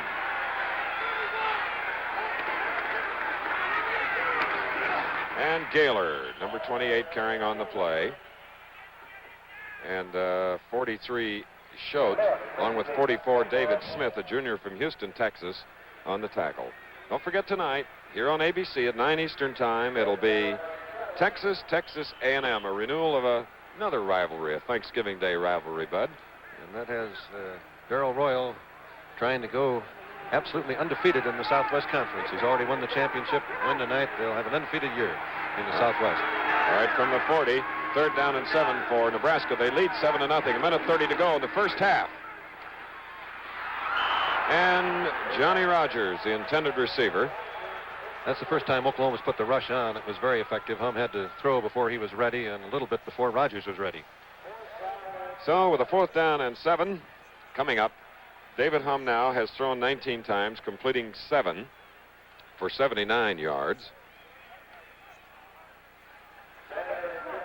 Threw 17 touchdown passes this year, but right now his punter, Rich Sanger, will do the booting. Oklahoma does not believe that he's going to punt. They're just playing a normal defense, and nobody is back to handle the kick. Minute 22 to go in the first half. And it has a Nebraska bounce written all over it. That was Rich Baugh, of Fremont, Nebraska, number 24, that covered it, and the officials say that it is at the 16. So the Sooners, who trail 7-0, have 1 minute and 15 seconds on the clock here as the bands begin to form, including the Pride of Oklahoma band and the Nebraska band. And we'll have Coach's Corner, and it's the Colorado Buffalo coach, Eddie Crowder. I think we'll like his impression because he's a young man that defeated Oklahoma, he and his team, for their only loss of the year. Crosswhite was stopped by Monty Johnson. Rick Glover, the middle guard, is a tremendous defensive football player. Oklahoma's respect for him is well shown in these pictures. Two men going against Glover. That time it was Brahaney and Jones as Crosswhite hit over the middle. Tinker Owens. Carroll still not back in the lineup as Joe Washington carries. This is one time, Chris, where the wishbone is really not as effective a formation. When you begin to race the clock and you don't have wide receivers out where you can open up the play, it's very difficult to move the length of the field in a short period of time. They gained a yard on that play, so it'll be 3rd down and 5. From a coaching standpoint, the moral of that story is that you shouldn't be behind. Well, Nebraska went ahead on a 49-yard march in 9 plays to score the only touchdown. Summer Olympic Games were televised in an unprecedented manner by ABC Sports, and the gold medal coverage continues on a regular basis. ABC's Wide World of Sports, the distinguished award-winning series, spans the globe in search of excitement and human emotion. ABC is the only network with collegiate and professional football, the pageantry, spectacle, and the classic rivalries of college football, and NFL Monday Night Football with the great teams plus our own trio of Frank, Dandy, and Howard. NBA basketball, speed and grace Sunday afternoons and at prime time during the playoffs. The American Sportsman depicting the thrill and the challenge of the outdoors. The popular Professional Bowlers Tour live with all the great bowlers in its 12th year. ABC Sports covers the outstanding motor races, including the classic Indianapolis 500. Golf, the United States Open, PGA Championship, British Open, and 10 other great tournaments. The all-star lineup, it's all here on ABC Sports. So with only 27 seconds remaining here in the first half on a 3rd and 5, Leon Crosswhite carried on the play as we look at a young man that re-injured an ankle that he injured last week after gaining 135 yards in the first half. Greg Pruitt of Oklahoma. And he really does feel badly. This was the game he'd looked forward to. Oklahoma losing last Thanksgiving Day. He'd been waiting for a year to play this game. And Rich Pruitt Glover was shaken up on a previous play. His replacement is John Bell, number 66. Nebraska took the timeout. 21 seconds remaining. The clock would have run out. They'd like to have their hands on the ball and try a couple of passes.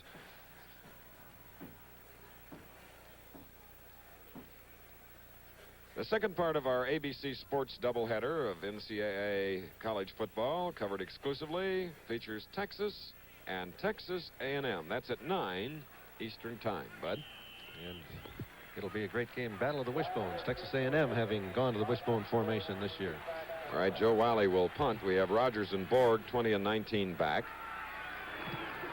Nebraska leading 7-0, 17 seconds left in the first half, and Rogers just watches it roll around the 45 as Burgett downs it for the Sooners.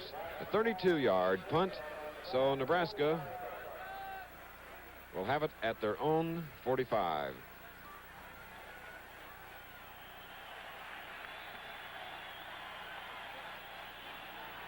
Saturday here on ABC at 1 Eastern Time, another royal battle between Ohio State and the Michigan Wolverines.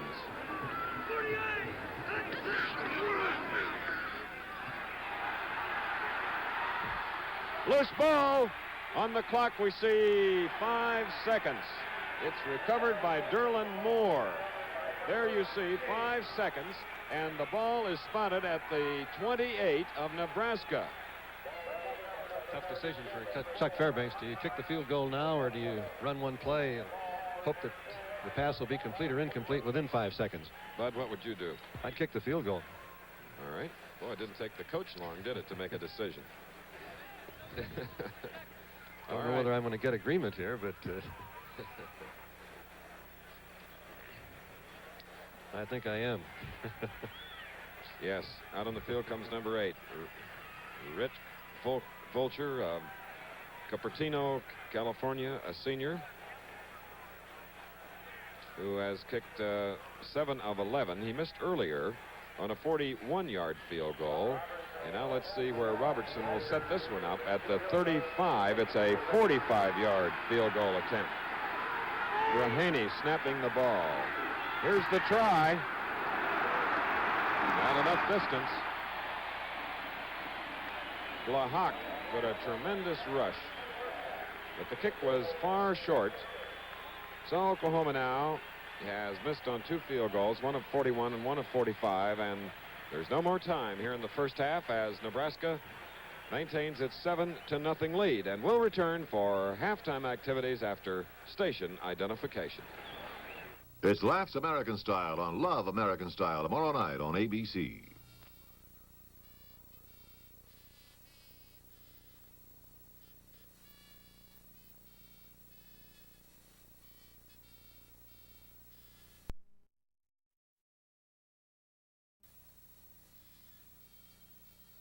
Again in the second half.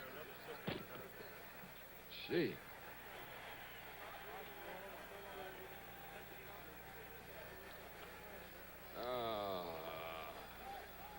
Howdy.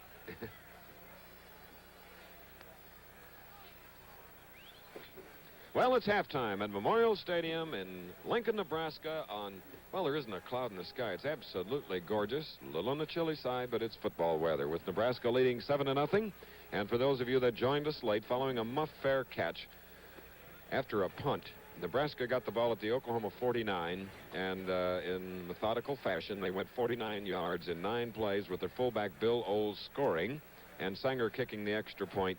And that's just the score we have now, 7-0 at halftime. Oklahoma tried twice on field goals, a 41-yarder and a last-second field goal ending the first half of 45 yards, failing on both.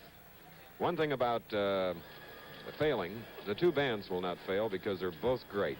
And we'll have Coach's Corner, and our guest coach today is Coach Eddie Crowder. And now the Oklahoma band coming out on the field. And they have a couple of attractive young ladies. The twirlers, Miss Michelle Perry of Tulsa and Miss Jeannie Tyler of Garland, Texas. Here's the band.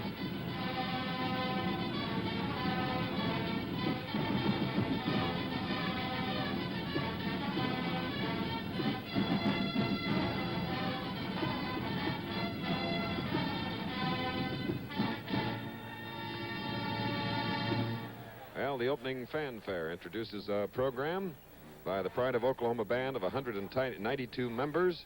The exciting sounds of tradition are followed by now by the lyrical strains of Matchmaker. Trumpet solo coming up by Mr. Jack Foote.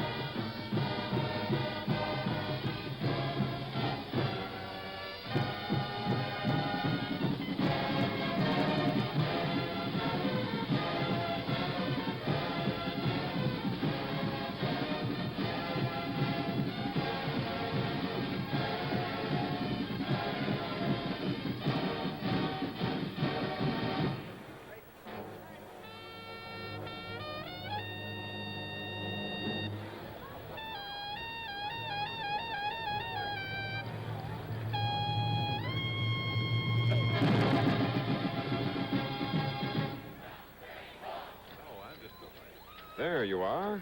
Matchmaker by the Pride of Oklahoma Band from Norman.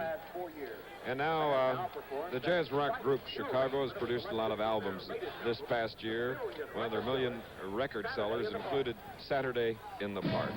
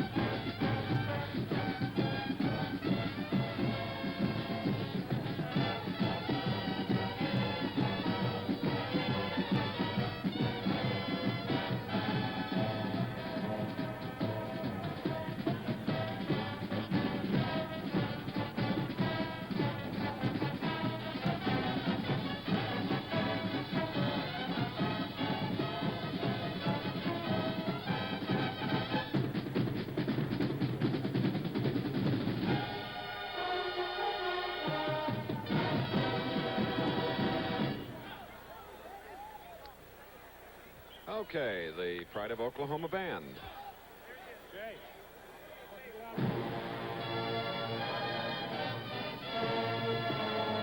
And what better tune here on Thanksgiving Day when there's a lot to be thankful for than playing America the Beautiful. This is Thanksgiving Day, a day when all Americans traditionally pause and reflect, a time when the American dream, though diverse in its specific interpretation, is shared by all and re-examined.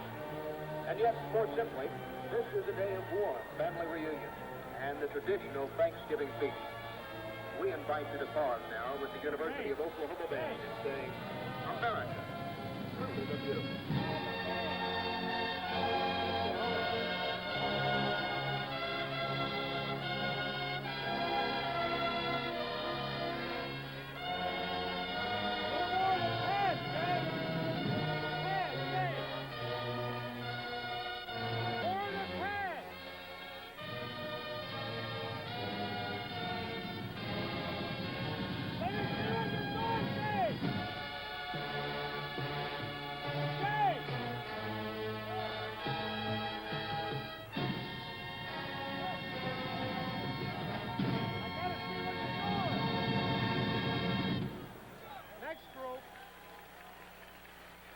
And as they leave the field, the Pride of Oklahoma Band with traditional Boomer Sooner.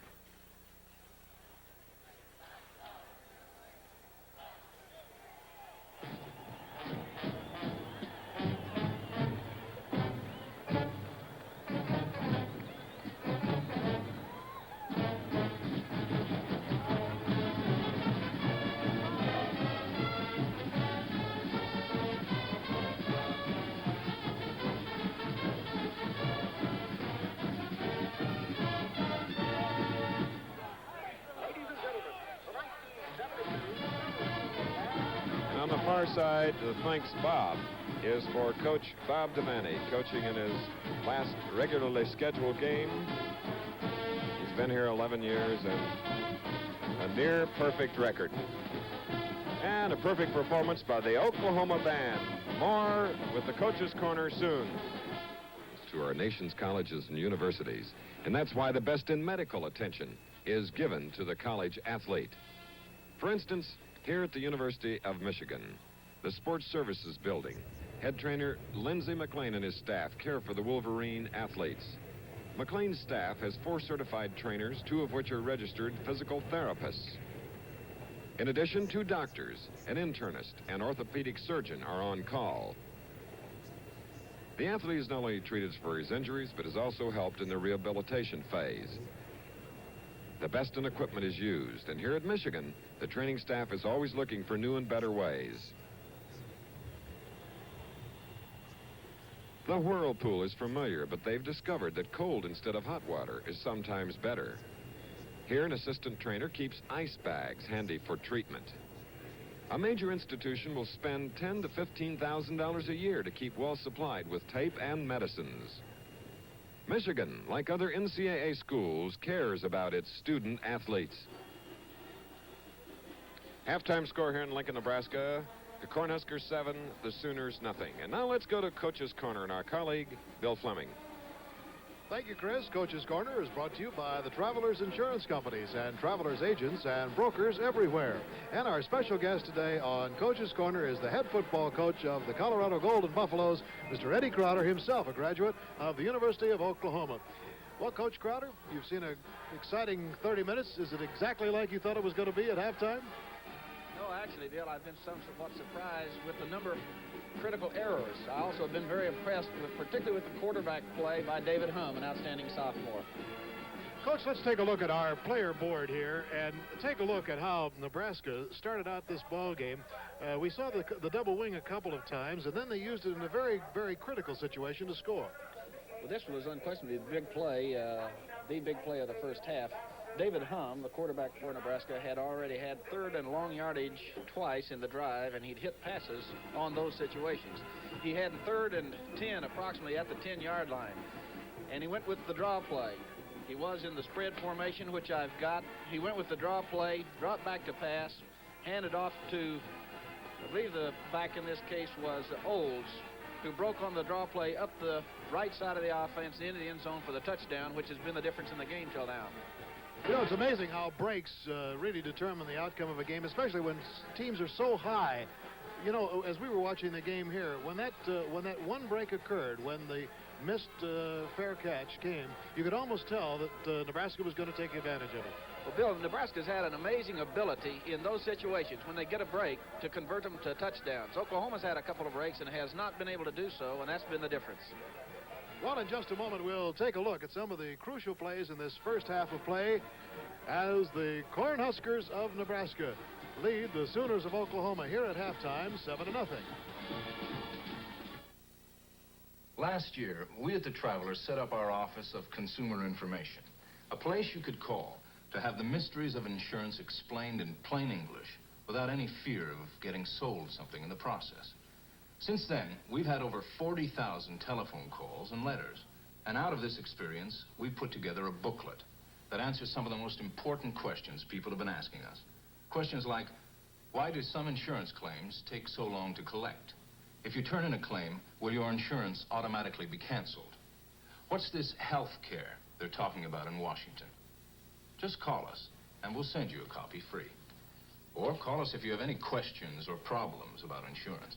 After all, now that we know that human beings and insurance companies really can talk with each other, we both might learn something.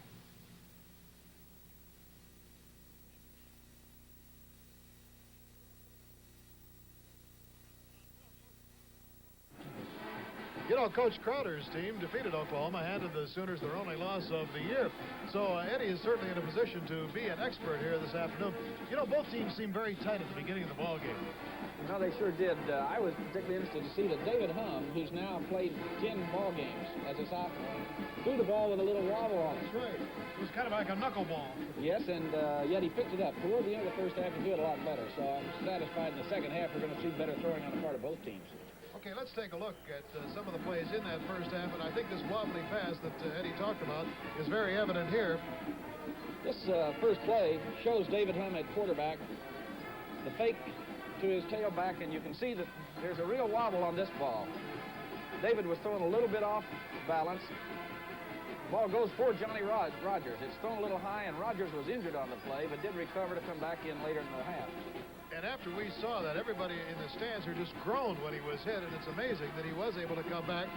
Now let's take a look at the scoring play. This is the one that Coach Crowder had on the drawing board. So this play is the draw play. You see it is from the double wing. David Humm drops back, palms the ball off to Bill Olds, the outstanding Nebraska fullback. Great blocking in the right side of the line as Oklahoma reacts to pass, and it's O's crossing the 10-yard line, the 5, and the goal line for the touchdown. And that is the only score of this ball game so far.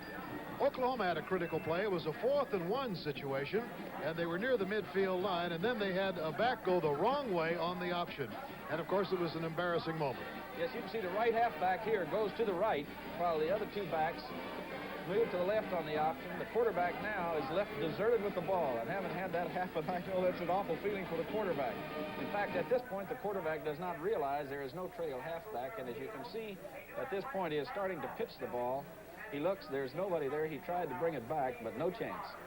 So that was a 4th and 1, and of course the Sooners then gave up the football. The other play that we have outlined for you here is the pass from Robertson to John Carroll. Here you can see Robertson making a superb fake. The fake goes into the middle of the line. He does drop back, sets, and he fires it with a great deal on the ball, as you can see. Great leaping catch by John Carroll, who later in the half was hurt and has not played since catching a pass later from Robertson in the second quarter, injured, but you can see the passing game for Oklahoma has been effective. Just inconsistency has kept them from scoring. Well, Coach, what do you look for here in the second half of play? It certainly isn't a determined outcome yet. Not at all. I expect to see the game remain rather tight in scoring simply because both defenses are so good. I would say whichever team throws the ball better in the second half is unquestionably going to be the winner. Well, incidentally, we'll be looking forward here on ABC on December the 30th at 4 o'clock Eastern Time as Colorado's Golden Buffaloes take on Auburn in the Gator Bowl. Great. Delighted to be with you. Coach Eddie Crowder, our guest today, here on the Coach's Corner in this game between Oklahoma and Nebraska. Coach's Corner is brought to you by the Travelers Insurance Companies and Travelers Agents and Brokers everywhere.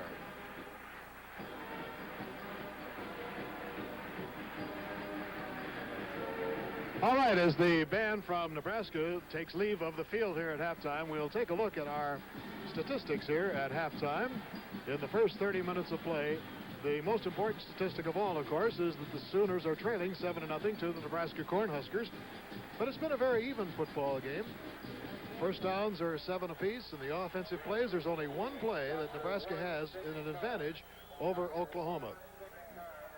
But the big thing is up on the scoreboard. Nebraska leading by the score of 7-0. Back in just a moment. Hail to the men of Texaco, men of the Texaco Star. We like to think that Texaco, we've got everything for your car. They've got gasoline, motor oils, antifreeze, coolant too, oil filters, lubricants, accessories for you. All the things that keep your engine up to par, we've got everything for your car. That's why you can trust your car to the man where to start for the kind of products that can take care of your car at every Texaco station. Clean across the nation, you can trust your car to the man where to start. The big, bright Texaco stars. The Hawks trail 14-13 with just 5 seconds left in the ball game. Riley drops back to pass. He's throwing deep, way down for McKee. He's got it. Touchdown, the Hawks win it. After 4 tough quarters, you're ready for more than one cold beer. And that means you're ready for Schaefer.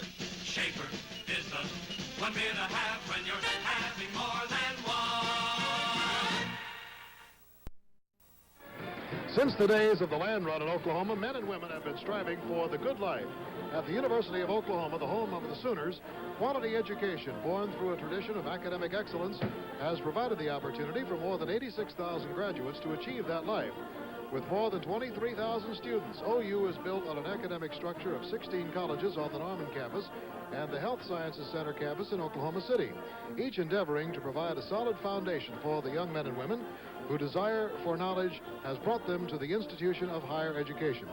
This is the university in the land of the Sooners, where students of all ages and interests can come to learn. The University of Oklahoma, where learning is a natural thing.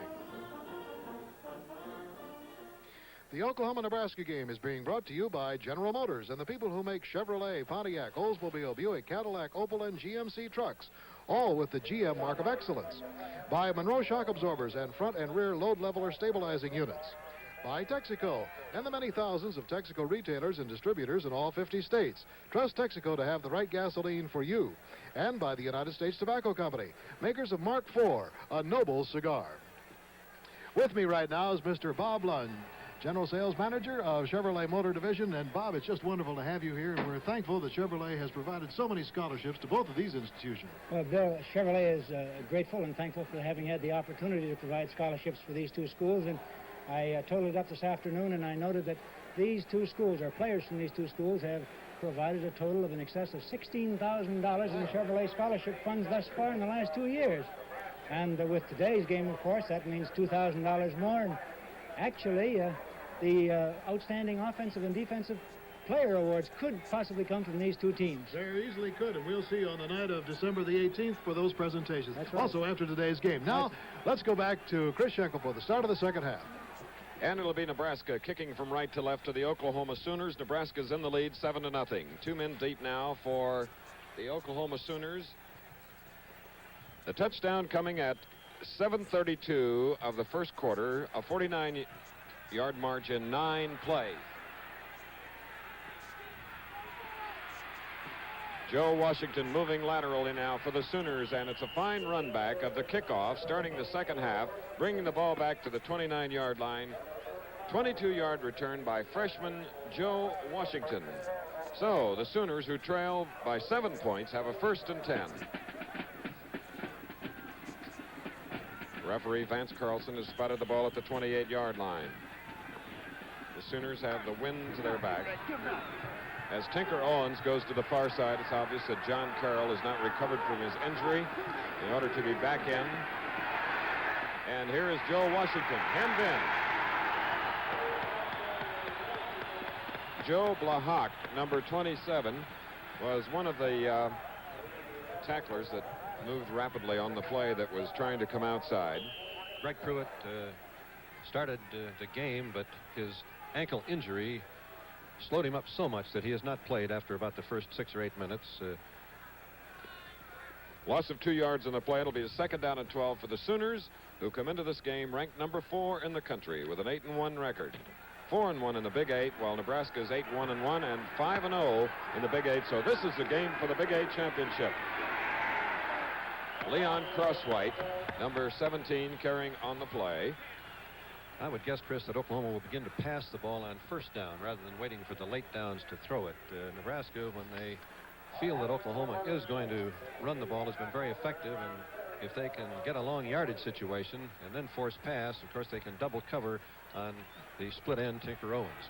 Tom Brahaney of Midland, Texas, over the ball now on a 3rd down and 10, and they punt on 3rd down.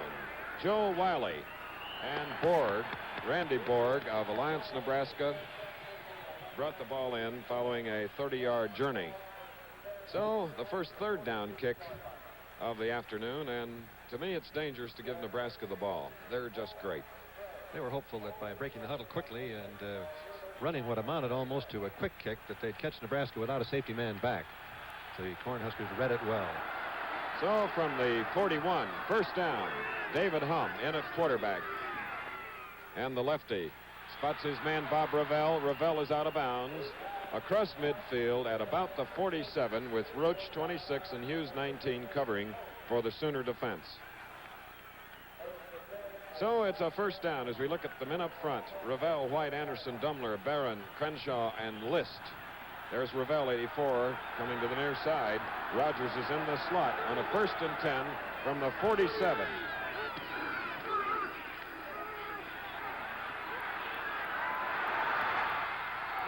What a defensive play by Randy Hughes, leaping high to knock it away from Bob Ravel, who had beaten him. And what a great fake by Bill Olds. It's very seldom that our cameramen are fooled. Humm now has completed 8 of 21 for 90 yards. The touchdown, the only one of the game, coming on a run by Bill Olds of 14 yards on a beautiful play in the first quarter. Anderson to the near side of the field, 2nd down and 10.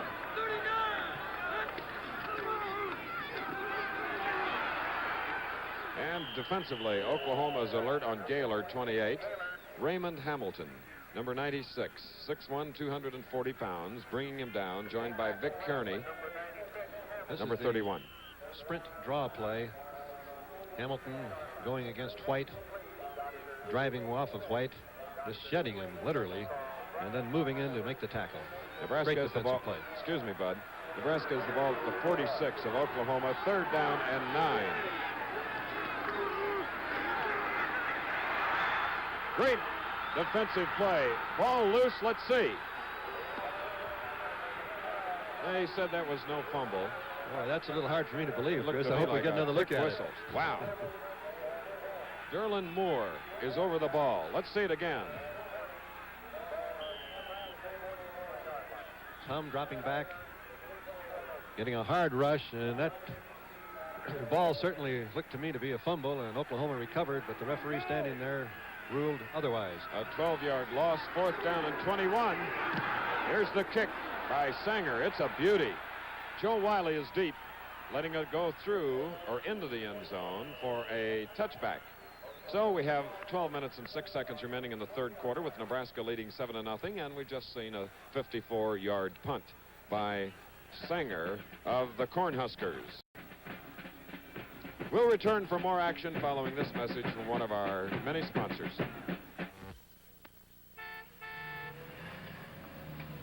One of the nicest things about getting automobile coverage from a Continental insurance agent is the special emergency number he gives you to use when he isn't around.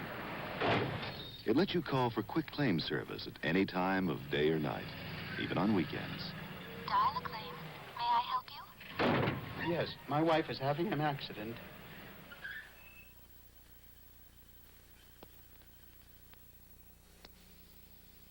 Right now is the time for winter tires.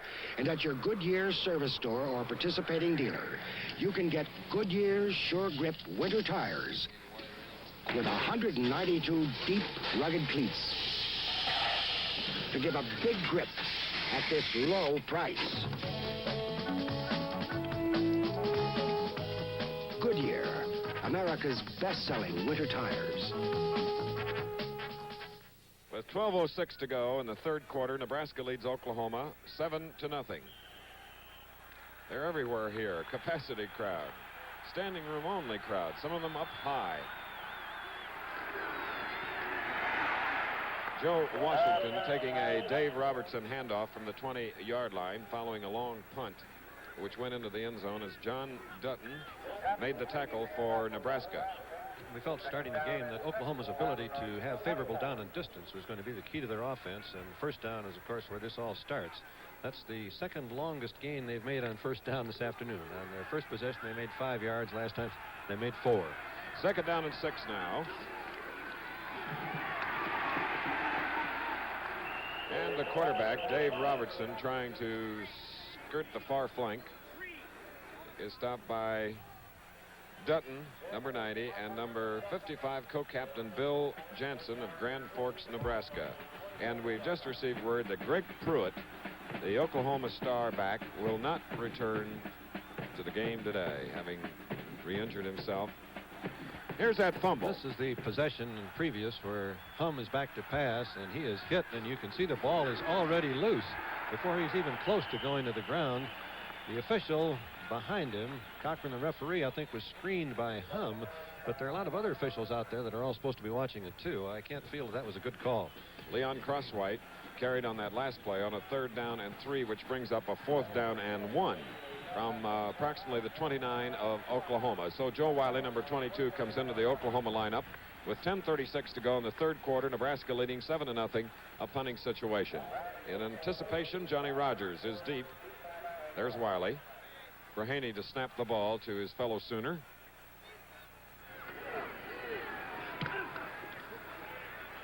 It's a high punt. Rogers looking at it.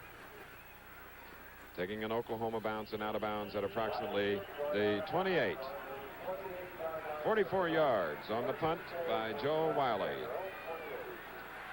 Don't forget tonight at 9 Eastern time here on ABC, the Texas Longhorns and the Aggies of Texas A&M. The Battle of the Wishbones. And but I know that we're heading east to Columbus, Ohio to televise the game on Saturday between Michigan and Ohio State. On the 28, first down. Hum for about 3 yards. Pete Halfman, number 36 of Sacramento, California, in the white jersey, moved fine to the far side. And that was a new wrinkle. The fake up the middle, the option play being run by Hum with Johnny Rogers as the trailing back to have the option to pitch to him. If he gets it, it's something. The ball for Nebraska is across their own 30-yard line. Let's call it 2nd and 8 as we look at Hum, the sophomore.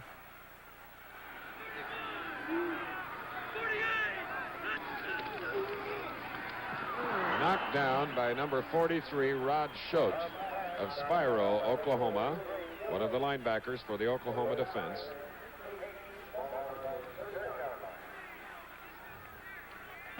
The Oklahoma defense now has knocked down 3 forward pass attempts today, Bud. And that was great recovery there. It was a very quick fake into the line, and to read it well enough to be up high enough to knock the pass down. Marvelous play by Schote. 3rd down and 8 for Nebraska from the 30. Hum.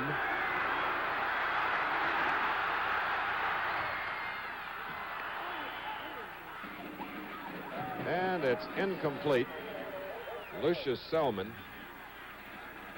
really put the rap on the quarterback, Dave Hum, on the play. So Hum now has thrown 23 times. He has completed 8, and there is Joe Wiley deep for Oklahoma with a 4th down and 8 coming up. And the tension continues to mount. All right, two passes and a run on that series by Nebraska. Sanger's kick now. Score is 7-0. Wiley has it. Wiley's looking for some blockers. And there is a wrist tackle, but a loose ball, as Jerry List may have gotten on it for the Nebraska Cornhuskers. Wow. So the Cornhuskers have done it again. It's the 4th turnover by Oklahoma. 3 in the first half, and 1 here in the second. And the first time that this happened, Nebraska went 49 yards to score. It's 7-0 with 9:15 to go. And the ball is inside the 25 at the 24 of Oklahoma. And on the flanker around play, Johnny Rogers picks up some yardage. Rod Schote in on the tackle along with Kenneth Pope. Oklahoma's done a great job thus far against Rogers. He only needs just a little bit of breathing space, a little bit of daylight to take it all the way, but they've thus far kept him very well bottled up. So the native of Omaha is at the top of your screen, number 20 on a 2nd and 7 from the 31. And Dave Gaylor, that little delay, done it again. To the 5. 1st and goal. And as they did in the first half, after getting the break on field position, Nebraska seems to pick up, generate a little extra on offense. 1st and goal from the 5. David Hum calling signals, number 12. That was Gaylor, number 28. Raymond Hamilton hit him first. Then number 28, Kenneth Pope, along with Rod Schote, number 43. So it's 2nd down and goal at the 4. The tailback is back 6 yards on the Nebraska I formation, which gives him lots of time and room to read as he hits in. That time, Gaylor cut it way back to the short side. They need 4 yards. Johnny Rogers gets up and goes in, but apparently he was down at the 1.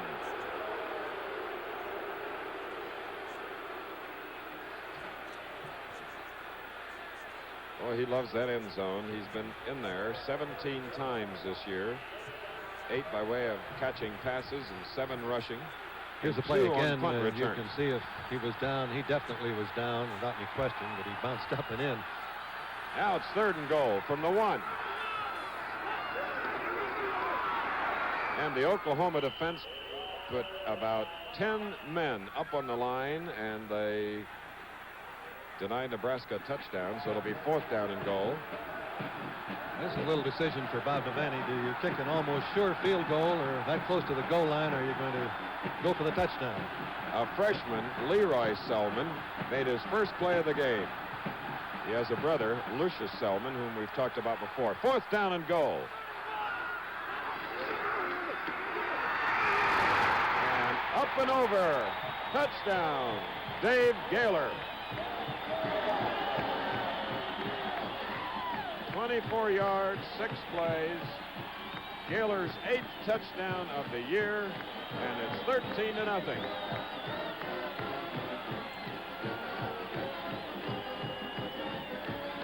Let's watch it again. They've got a jam down below, and he is up, over, scoring by about a foot or two.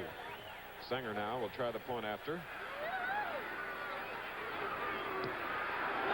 Also good. 6:45 remaining in the 3rd quarter here in Lincoln, Nebraska. The Cornhuskers lead 14-0.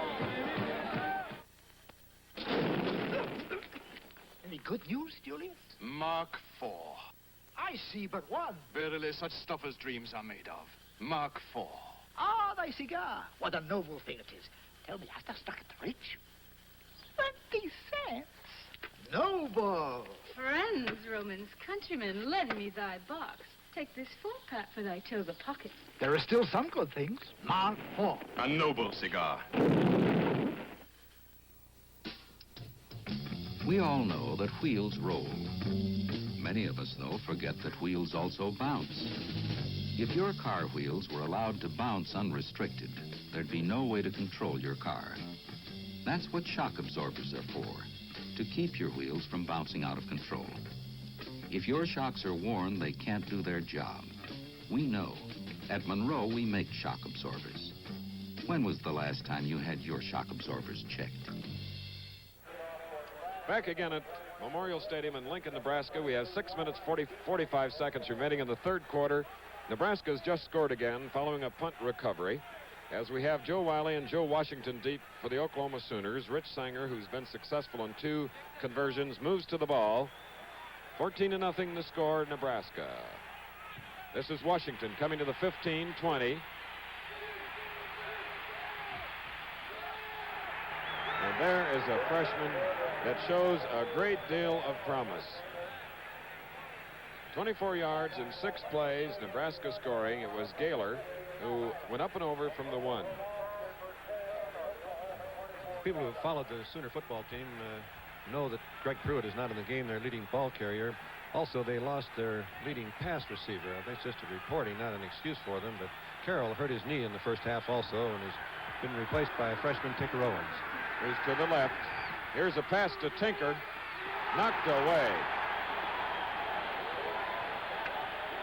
Zeralian covering beautifully. He timed it. I think the Oklahoma's going to continue to do that first down passing. They have to. Well, Nebraska has been too tough on first down against the run. 6 minutes, 31 seconds remaining in the 3rd quarter. It is 14-0 here in Lincoln, Nebraska. Tinker Owens, number 11, to the far side from the wishbone. Here's Robertson. Tinker going deep. Tinker has it. Robertson put it right on target. 155 double coverage on Tinker. Good inside fake. This is a young freshman from Miami, Oklahoma, the brother of Steve Owens. Tinker, a freshman at the university, running a little weave pattern, and Robertson had it right on target. Now the 155-pounder goes left or to the top of your screen. The play starts now from the 38 of Nebraska.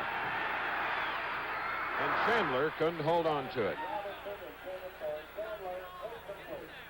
28-yard play, and then this attempt in hitting Al Chandler.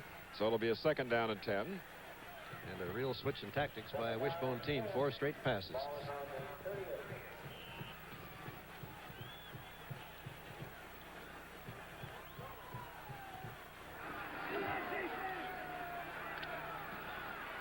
OU with a 2nd and 10 from approximately the 38 of Nebraska. Nebraska leading 14-0. And here comes Tinker on an end around. And that's it.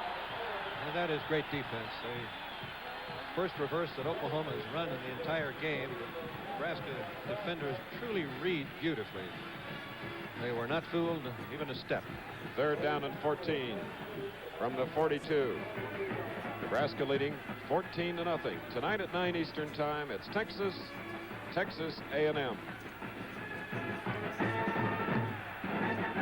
Saturday, 1 Eastern Time, Ohio State, Michigan here on ABC. Washington left.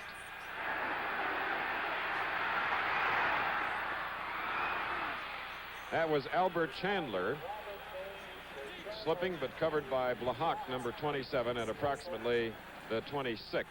Many people believe first down. Chandler is the best tight end in the country. He's 6'2", 233 pounds. The Oklahoma line gave Robertson great protection in this play. He had about 5 or 6 counts to throw the ball. Chandler weaved and then came across the field, and Robertson had it right on the numbers for the first down. 16-yard play. So now Oklahoma with it at the 26 of Nebraska, trailing 14-0 with about 5 minutes to go in the third quarter. Owens, number 11, to the left. Crosswhite with Braheny blocking.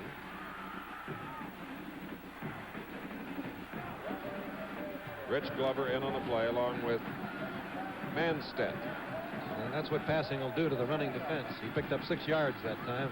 First time they've been able to really move it on first down on the ground. So from the 20 now, it's Owens left, Wishbone in the backfield, Robertson the quarterback, 2nd and 4. Owens.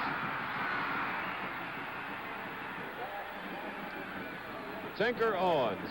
What a fine young ball player. Tiny but good. Sort of reminiscent of Tommy McDonald, a former Sooner. He looks like he's got that same big heart. He was up higher than he could reach to make that catch. A lot of heart in Miami, Oklahoma. Bud.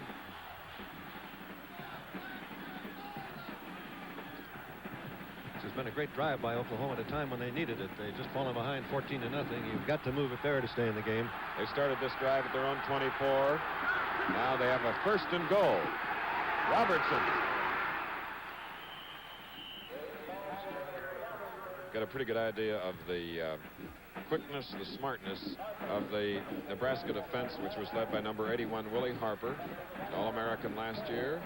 When he turned up inside, I thought he'd take it all away, but they do recover well. Say, Bud, speaking of All-America, the Kodak All-America show will be here on ABC following the Ohio State-Michigan game on Saturday at 4:30 Eastern Time.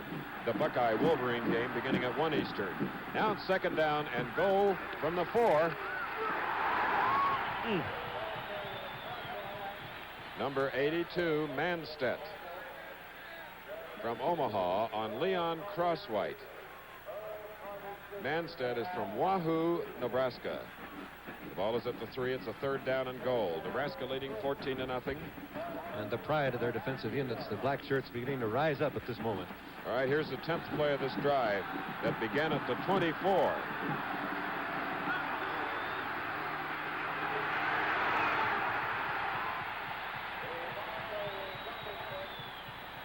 Bill Jansen helping on the tackle along with Dave Mason. Ball carried by the quarterback, Dave Robertson, and he inches closer to about the 1 with a 4th down and goal. This is what makes your heart come up in your throat. The goal line is about a yard away as Oklahoma would like to score. Washington, Crosswhite, and Burgett are in the backfield. Lots of cheering here in Memorial Stadium. We've mentioned this many, many times, but the only advantage the offensive team has on the defense is the takeoff, knowing the starting count. The offensive linemen can't use their hands and arms. Defensive linemen can. So you've got to be able to hear that count to get the jump, and there's never a time that Oklahoma's needed it more than right at this moment. Now the big 11th play in this drive as they try to cap a 76-yard scoring march against Nebraska. Owens to the left. Bill Washington, touchdown.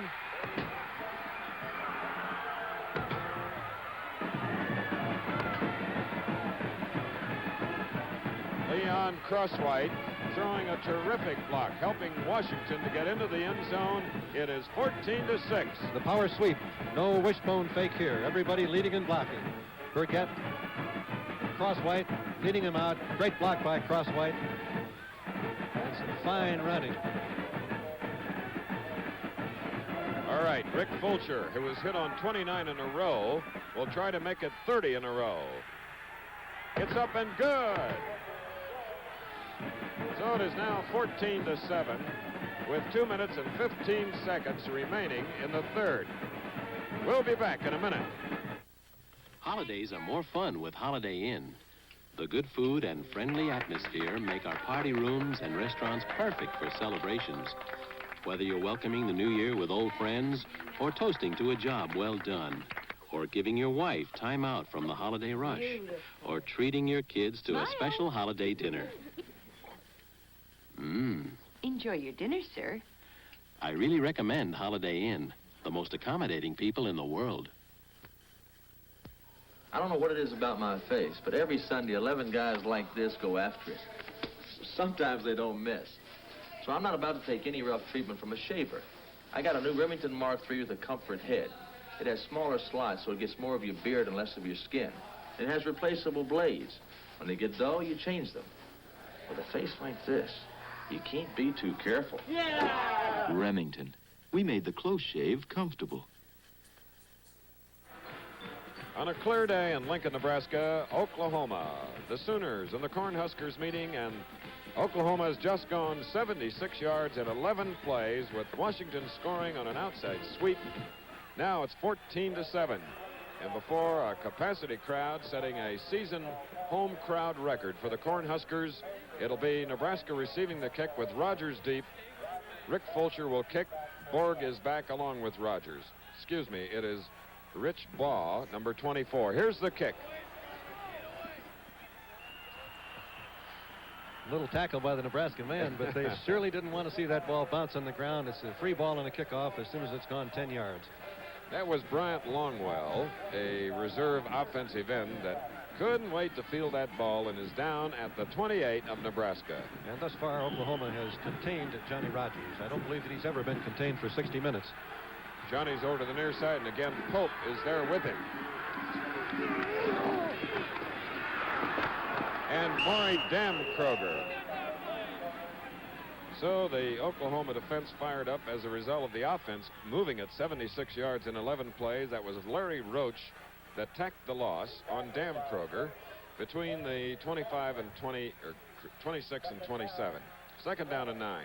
Oklahoma leading the statistical battle, but losing the scoring battle. Those two fumbles in their own territory capitalized on Nebraska for 2 touchdowns. Johnny Rogers. And again, Kenneth Pope, whose assignment has been Rogers, was covering him. Sort of proves to me that he's human. He dropped one. Coming into this game, he caught 52 passes. Today, he has rushed for 16 yards. He's caught 2 for 30, and he's returned 1 kick, 26 yards. And, of course, Greg Pruitt, his counterpart for Oklahoma, is on the bench as a result of a re-injury. Third down and 11. 5 defensive backs in for Oklahoma.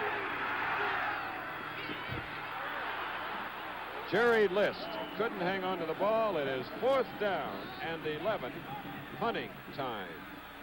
I don't know how he got so open with 8 men dropping back into the secondary. Hum has completed 8 of 25 for 90 yards. The 2 scoring drives, 1 of 49 for Nebraska in 9 plays. And then 24 yards in 6 plays. Oklahoma 76 yards in 11 plays, and they get the ball back now. Sanger to punt. Joe Wiley is deep. Here's Wiley, number 22 at the 35. 40, 45. He's nearly up to midfield.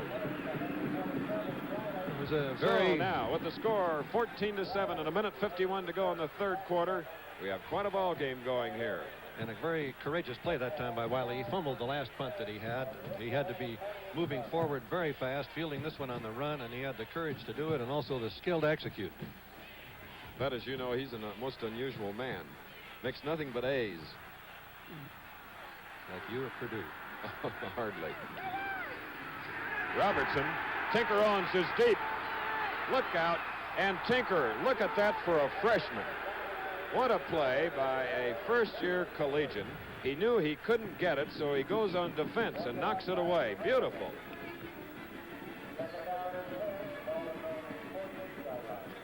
Robertson now has thrown 19 times. He has completed 8 for 150 yards. And you can bet that Tinker's brother Steve is watching. And proud of him.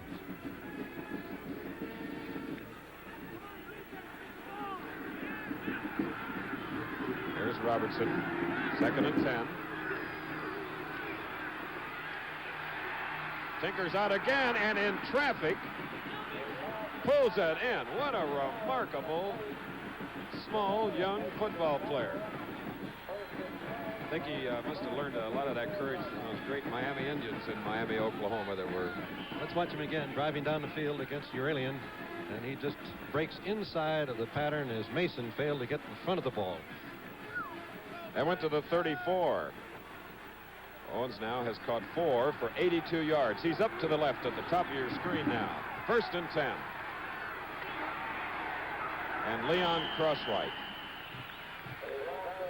Boy, they stay tough inside. Don't they? And one of them that's always tough, number 79. There's Coach Chuck Fairbanks. Against Bob Devaney, 3 and 2. 3 victories for Bob, 2 for Chuck. And here they are battling for the Big 8 title today.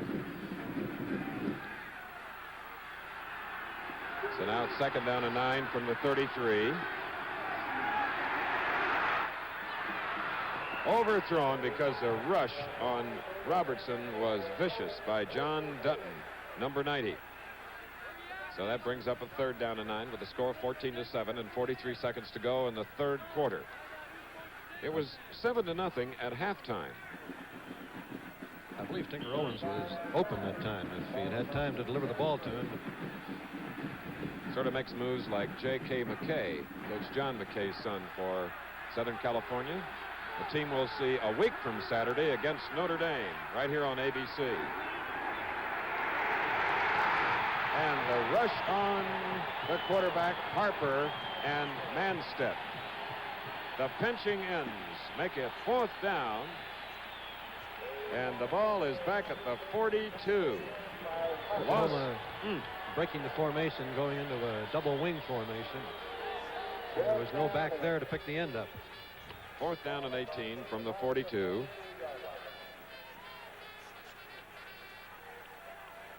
Joe Wiley now. Going to the left, Randy Borg and Johnny Rogers are deep. There's Wiley. End over end.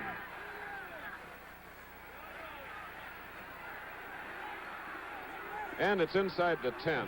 Very effective. And Tinker Owens was right there to down the ball at about the 8. A 35-yard punt, but more important, where it puts Nebraska in field position. Speaking of field, we'll be in Columbus, Ohio, Saturday for the Ohio State-Michigan game at 1 Eastern time. And what a battle that'll be on this big week of college football exclusively here on ABC. There's still football tonight on ABC, Texas A&M. So we'll have the start of the 4th quarter after this message.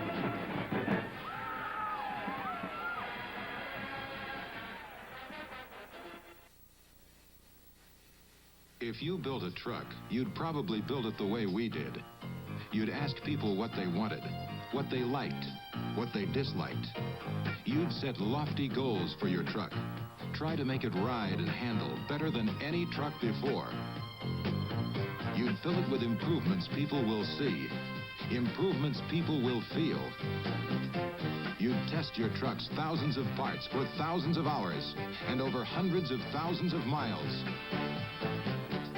And when you finished, you'd have a feeling that yours was one of the best designed, best built trucks in the world. Introducing your truck, the 1973 Chevrolet Cheyenne Super.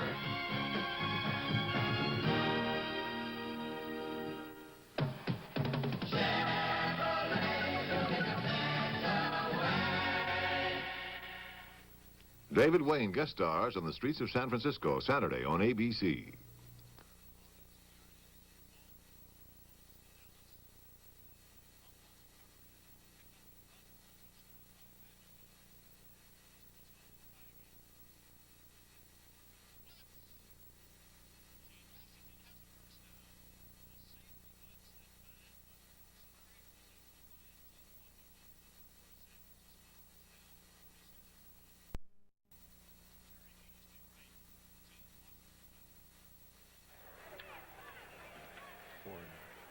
Four and two, 4 and 3.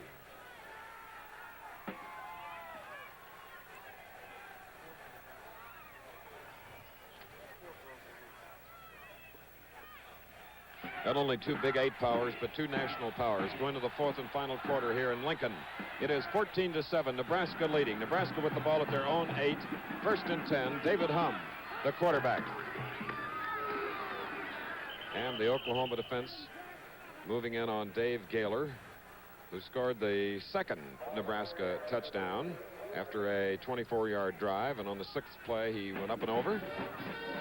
You've been thinking about this game for a year, decided the national championship last year, and you come in here to the last 15 minutes with everything still riding. And, of course, both are bowl-bound. Oklahoma in the Sugar Bowl here on ABC, and Nebraska against Notre Dame in the Orange Bowl.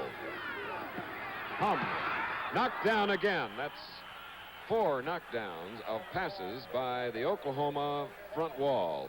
Again, it's Hamilton and Kearney that knock it away. 3rd and 7. Rest of the Oklahoma defense, Pete Halfman, 36, 97 Moore, 44 Smith, 98 Selman, 43 Schote, Pope 28, 16 Ruster, 19 Hughes, and 26 Roche. 3rd and 7. Bill Olds. Olds, who scored the first touchdown for Nebraska, is brought down by Rod Schote, and it's going to be 4th down from the 11.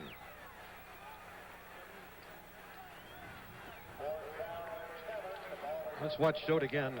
Brilliant sophomore linebacker for Oklahoma, simply having speed enough to shoot the gap, avoid the block of Anderson, the guard, and make the tackle against a strong, tough runner, Bill Olds. So now it'll be Rich Sanger kicking from about his own goal line. And deep we have Joe Wiley. Joe has it. And great field position for the Oklahoma Sooners at the Nebraska 36. That was the length of the punt as Marvin Crenshaw, made the tackle. So let's see what the Sooners can do in the game. 13 minutes, 42 seconds remain. They're going to have to throw the ball. It'll be play action passing, I would believe, and I'd also guess it's going to be on 1st down. Field full of All-Americans. At least 3 Heisman Trophy candidates. And now from the 36, Robertson of Oklahoma. Hands off to the fullback, Leon Crosswhite, who is the near back to the quarterback in the wishbone, with the halfbacks flanking him, and behind is Rich Glover and Harper.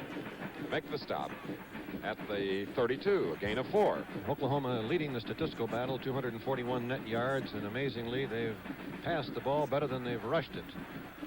The turnovers are the problem. Oklahoma has lost 4 of them. 2 of them gave Nebraska excellent field position. Nebraska's only lost 3. 2nd down and 6. There's Washington. Joe Washington, one of the 2 freshmen playing on the Sooner team right now. Manstedt on the tackle, along with Monty Johnson. After finishing 1, 2, 3 in the national rankings last year, the Big 8 figured to be hard-pressed for an encore. But here in 72, the Big 8 has again dominated the football team, with 6 of the 8 teams appearing at one time or another in the top 15 in total offense, and 5 Big 8 members being rated in the top 20. It's little wonder that the Big 8 has broken all attendance records. And for the 2nd straight year, this game, Oklahoma-Nebraska, will decide the conference title. 3rd down and 6. Tinker Owens. Boy, there is a dominating split end, number 11. He's filling in for the injured John Carroll, who sustained the injury in the first half. And this freshman has really come on strong. Double wing formation, just a simple little out pattern. He made a great move, however, to pick up an extra 10 yards. It's first down on the 10-yard line, and that's the toughest place on the field to score. Tinker now has caught 5 for 103 yards. He goes to the far side. Number 11 on that white jersey. It's the wishbone in the backfield. First and 10 from the 10. And Leon Crosswhite. They try their very best to run into those big men up front, including Glover, Dutton, Manstedt, Johnson. They keep hoping that Nebraska will ignore the fullback and expect him to be going wide, but that's been a vain hope all afternoon. And you just saw Coach Bob Devaney, along with his teams over the years, that have the entire state of Nebraska embracing them. 2nd and 9 now. Robertson looking. Tinker in the end zone, overthrown.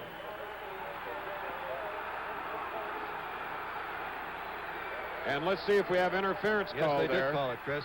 A little late, but they're going to call it. There it is, interference against Nebraska.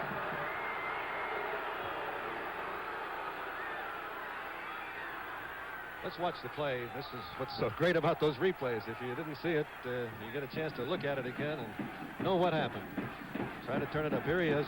He's coming across, but we lost the tape. We'll try to get it back for you. And, of course, that makes it first down and goal to go. Here we go again on the play previous to this. You can see Owens definitely was hit by Uralian before the ball was there. Oklahoma trying to cap a 36-yard march from the 1, 1st and goal. And driving is number 25, touchdown, Burgett. And now with an extra point, the game can be tied. Let's see if they might try for 2. With this much time remaining, Chris, I don't believe they will. I think that if it were anywhere inside the last 5 minutes, they definitely would go for 2. But with 11 minutes and 45 seconds remaining, there's a lot of football, and you can move it down the field again for a field goal or a touchdown. And you must remember that Oklahoma has scored the last 2 touchdowns. The kick is up and good. Tie ball game. Touchdown coming at 11 minutes, 45 seconds of the 4th quarter, 14-all. Whenever you're driving and wherever you're bound, on freeways and byways, low country round, you'll feel better knowing anytime, anywhere, that like a good neighbor, State Farm is there. All the while you were on vacation, your State Farm car insurance was working. State Farm Mutual has more than 10,000 agents across the country, so you can count on the same prompt, personal attention everywhere you get from your State Farm agent back here at home. And like a good neighbor, State Farm is there. State Farm is Back again after 36 yards. Oklahoma, with the point after, has tied the score with Nebraska in the battle for the Big 8. Nebraska 14, Oklahoma 14 with 11:45 left in the game. Nebraska on the receiving end of a kick. Rich Baugh and Johnny Rogers are deep. Fulcher will move to the ball in a moment.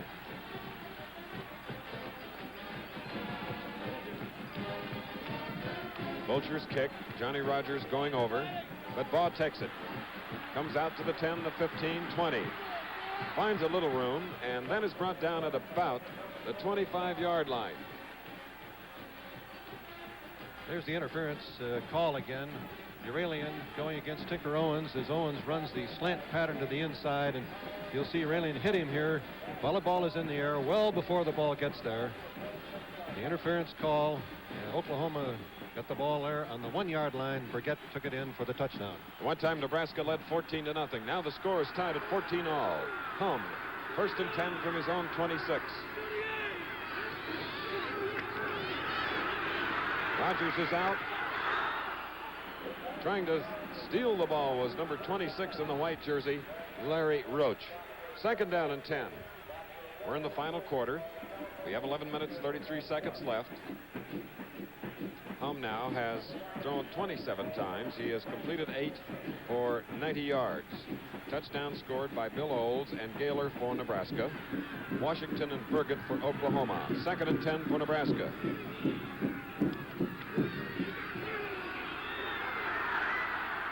Dave Gaylor, a junior. Pope on the tackle, joined by Randy Hughes and Dave Smith, number 44. They execute that play extremely well, and Olds does a marvelous job of blocking on the defensive end. This is a key play. They're all key from here on out. So we have a third down and 3 for Nebraska. Bob Ravel goes to the left. Rogers is in the slot. Now they put the deep back in motion. Bob Ravel. He had control inbounds at the 38-yard line. That's enough for Nebraska first down. Watch Ravel, the wide receiver for Nebraska. Little fake upfield and then the out pattern. And he pulled it in. Kept his balance and was inbounds, making the first down for Nebraska. Last year, Nebraska had to come from behind to win the game of the century, 35-31. It's tied now. First and 10 at the 38. Hum gets away. Then number 44, David Smith of Houston, brings him down, and it's a loss of about 1.5 yards. Second down and 11. That high hurdle that you just saw by Halfman is indicative of how cleanly this game has been played. We have not had a single penalty thus far this afternoon. One interference. Pardon me, the interference penalty that I overlooked just a moment ago is the only penalty that we've had. All right, that's most unusual. 84 Ravel to the far side. Rogers is in the slot. Second down and 11 for Nebraska. David Hum. Loose ball. The referee says that Oklahoma has it. That three-man rush is really effective. You're not supposed to get to the passer when you only have 3 men going in. Derlin Moore, the 246-pounder, knocked it loose, and Lucius Selman recovered it for the Sooners at the Nebraska 27. This is Hamilton, number 96, but you can see the rest of the Oklahoma line pouring in. The ball is bounced out. That's Derlin Moore who jarred it loose, and there's the Oklahoma recovery. Robertson to Joe Washington, the freshman, number 24, on a first and 10 from the 27. Oklahoma has scored the last 2 touchdowns. After being behind 14-0, the score is tied, and we have 9:54 left in the game here in Lincoln, Nebraska. Johnny Pitts on the tackle for the Nebraska defense at the 24, so it'll be a second down and 7.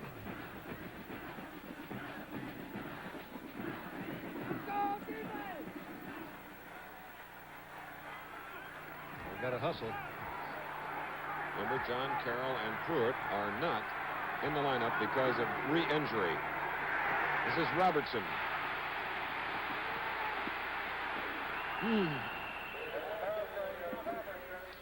He wanted to throw the ball, the option to pass run, but the coverage was perfect, and so was the defense against the run. Led by Monty Johnson and Rich Glover, number 37 and number 79. A loss of a yard. Third down and 8. Coming up to the 9-minute mark of the ball game.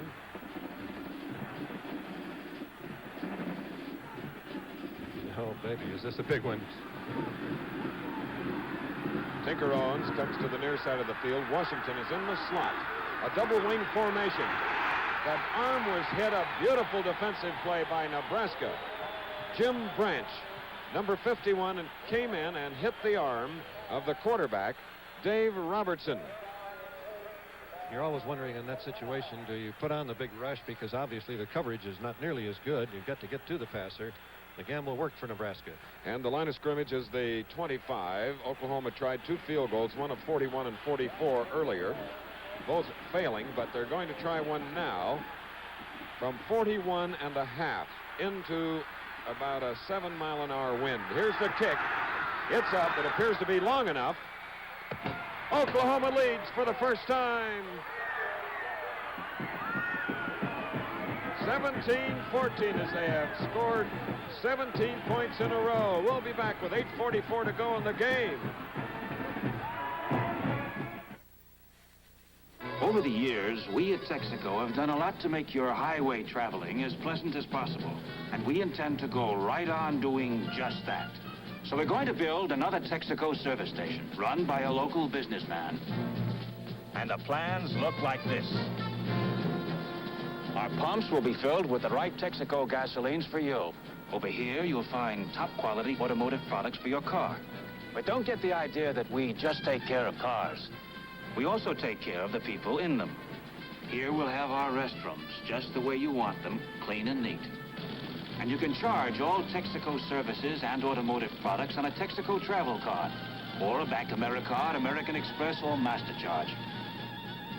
At Texaco, we don't build a service station unless it can serve you a lot of ways.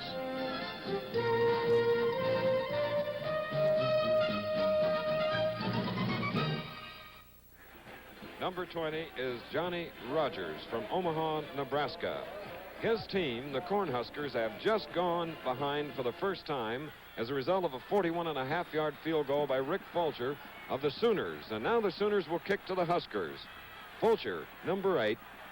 Back deep with Rogers is Baugh, number 24. We have 8 minutes, 44 seconds left in the game. 17-14 Oklahoma. Here's the kick. It's going to be Rogers at the 3, 5, 10, 15, 20. Brought down at the 23. I don't believe, Chris, I've ever seen a game or heard of a game where Rogers didn't break it at some point during the contest. And he needs to make it this time. And, of course, this is Bob Devaney's last game as head coach for Nebraska, last regular season game. Of course, they're bowl-bound, looking for his 101st victory. So now, it's Nebraska at their own 23, 1st and 10. And actually, there's the running star thus far for Nebraska, Dave Gaylor, number 28, a junior from Pilger, Nebraska. Kearney makes the tackle. Excellent fake by Hum. They had the pass off that same draw play, and Oklahoma read pass when they should have read run. So now, from about the 37, 1st down.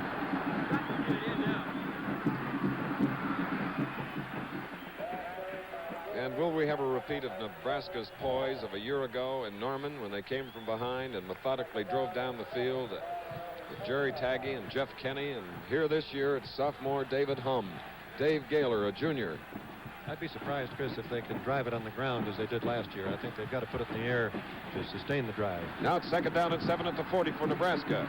17-14. Oklahoma leads with 7:54 to go in the game. Hum. I think somebody missed an assignment. Oh, yeah, and what a terrible time to miss one. Smith and Choate quickly in on the quarterback. Let's take a look at Raymond Hamilton, the Oklahoma right tackle, number 96. Mix up in the backfield. White makes a very good charge, but Hamilton breaks away from him. And as Hum comes into the line, he's there to make the tackle. Now in a passing situation, Frosty Anderson, number 89 of Scott Bluffs, has come in replacing Bob Ravel. It's a 3rd and 6. Rogers and Anderson to the near side. Hum to wing one. Very bad pass. Didn't get it off the way he wanted to. Trying to throw it extremely long. That plus the rush. And it did not spiral for him as Randy Hughes covered Anderson on the play. And it's 4th down and 6. And Hughes is a little upset. He had the interception, but just didn't watch the ball into his hands. 4th and 6. The line of scrimmage is the Nebraska 41. And back to punt for Nebraska. We have Rich Sanger. Joe Wiley is deep for Oklahoma. That did a 90-degree turn. Oh, boy. Boy, oh, boy. The tide changes. Even the ball bounces wrong. 25 yards, and Oklahoma has the ball at its own 34 with a 1st and 10. And Oklahoma would like now to see this wishbone rushing attack that led the nation in rushing coming into this game, able to move the ball on the ground and eat up the clock. Nebraska's done a marvelous job against the run. Tinker at the bottom of your screen or to the near side of the field on a first down. Robertson handing it off to Crosswhite, Leon Crosswhite, the senior fullback from Hennessy. And Leon moved it beyond the 38. And there's that clock on the far side of the field here at Memorial Stadium, 6:40 and running. From Chuck Fairbank's standpoint, that clock is just moving with molasses slowness, and from Bob Devaney's standpoint, it's moving with great speed. So it's 2nd down and 5 now from the 39. Robertson keeping it on the ground to Crosswhite. Crosswhite not getting the yardage on that play for the first down. Short by about 3. Jansen on the tackle. These are the Nebraska cheerleaders. Starting to get a little nippy here, a little chilly as the wind comes in and the sun goes down on the plains of Nebraska. Yeah, but the beating of the hearts are keeping people warm. 3rd down and 3. Tinker owns number 11 to the near side of the field on 3rd and 3 with 5:50 left in the game. Oklahoma leading. Washington trying to get that 3.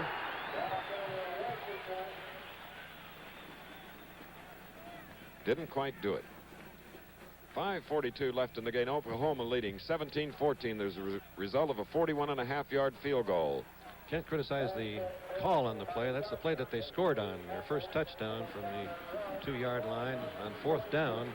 They had a 3rd and 2, and they went with the same play, but Nebraska defensed it perfectly. One of the great electrifying players of the last 3 years for Nebraska is going off to our left, and there he is, Johnny Rogers, who today hasn't done what he normally does in these games. And that's pop 1 for long yardage. Joe Wiley will punt. Here's the kick. Rogers moving up on it, losing the ball, picking it up.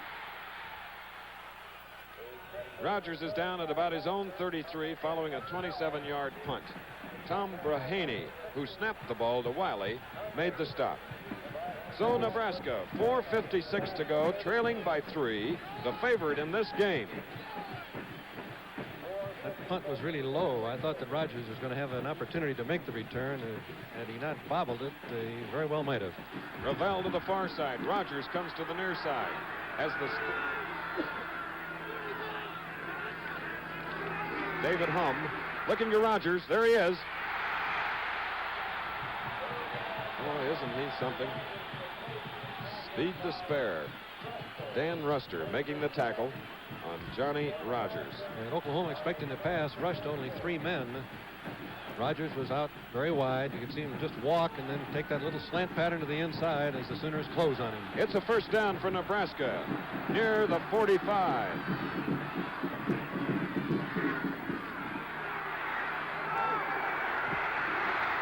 And knocking the ball but hoping to control it was Dan Ruster, the senior from Littleton, Colorado. Hum trying to hit Johnny Rogers. 2nd down and 10. Those of you that just joined us, we're in Lincoln, Nebraska, and the Cornhuskers got off to a 14-0 lead, leading only 7-0 at halftime. But then Oklahoma has come back and scored 17 points to lead by 3. Nebraska with the ball with 4:31 left in the game. They have it 2nd and 10 at their own 45. Gaylor carrying, and another big play by Derlin Moore on top, and number 44, David Smith on the bottom for the Oklahoma defense. And time beginning to run out on Nebraska. They've got to sustain it here. Oklahoma can stop them and get the ball. They'll come close to running out that What a clock. game New Year's Eve, Bud, when Oklahoma will face powerful Penn State in the Sugar Bowl right here on ABC. 3rd and 8.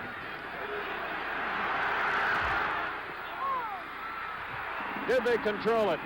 And Oklahoma, a Sooner, Kenneth Pope, and what a defensive day he has had. Rod Schote tipped it. Kenneth Pope pulled it in. Pope, a junior from Galveston, Texas. You know that Johnny Rogers is going to be around the ball. Pope is right with him here. There's the jump, and the ball tipped and bounced, and Pope is on top of it to make a key interception for Oklahoma. They've got excellent field position. And I believe that I saw the Oklahoma coaches tell quarterback Robertson to keep it on the ground. And the ball is at the 49 of Nebraska, first down. And we have 3 minutes and 50 seconds left in the game. Oklahoma 17, Nebraska 14. Robertson to Leon Crosswhite, his senior fullback. If there's ever a time that Oklahoma wanted a first down, it's now. Turnovers 5 for Nebraska, 4 for Oklahoma. Clock is running. Second down coming up from the 45 of Nebraska. Second down and 6. Tinker Owens to the far side. Crosswhite again carrying. That was the 25th time that he has carried the ball today. The 213-pounder, and he's picked up 2 yards as Harper and Pitts make the stop at the 42. So now it'll be a third down and 4. And the time left is important for Nebraska in particular. 3 minutes to go, trailing by 3 points. Halftime, it was 7-0. And at one time, 14-0. 3rd and 4 for Oklahoma. Robertson pitching it out to Washington. Washington, it appears, gets the first down to remain in possession of the ball. A really courageous play by Robertson. When you don't want to give up the ball, you hate that last-minute pitch. But if you're going to run the wishbone offense, you've got to be able to execute that play when the chips are down and the pressure's on. There's Coach Bob Devaney. Last home game as head coach as he'll retire and become athletic director, but first to Miami, Florida, against Notre Dame. Incidentally, our guest to Coach's Corner at the Ohio State-Michigan telecast will be Ara Parsegian. Maybe you'll talk about Bryant. Okay. Leon Crosswhite carrying on the play. Monty Johnson on the tackle. 2:30 to go. 17-14, Oklahoma. In this series, Oklahoma leads 25 to 23 wins for Nebraska with 3 ties. And it's been a fantastic series over the years out here in the Plains. And it's often with the Big 8 titles riding. And the same is true today, just as it was last year. Now we have a second down and 8 for Oklahoma. 2 minutes and 6 seconds left. They lead by 3. And Leon Crosswhite, bread and butter ball carrier. There you see 79 in the Nebraska red jersey. Rich Glover.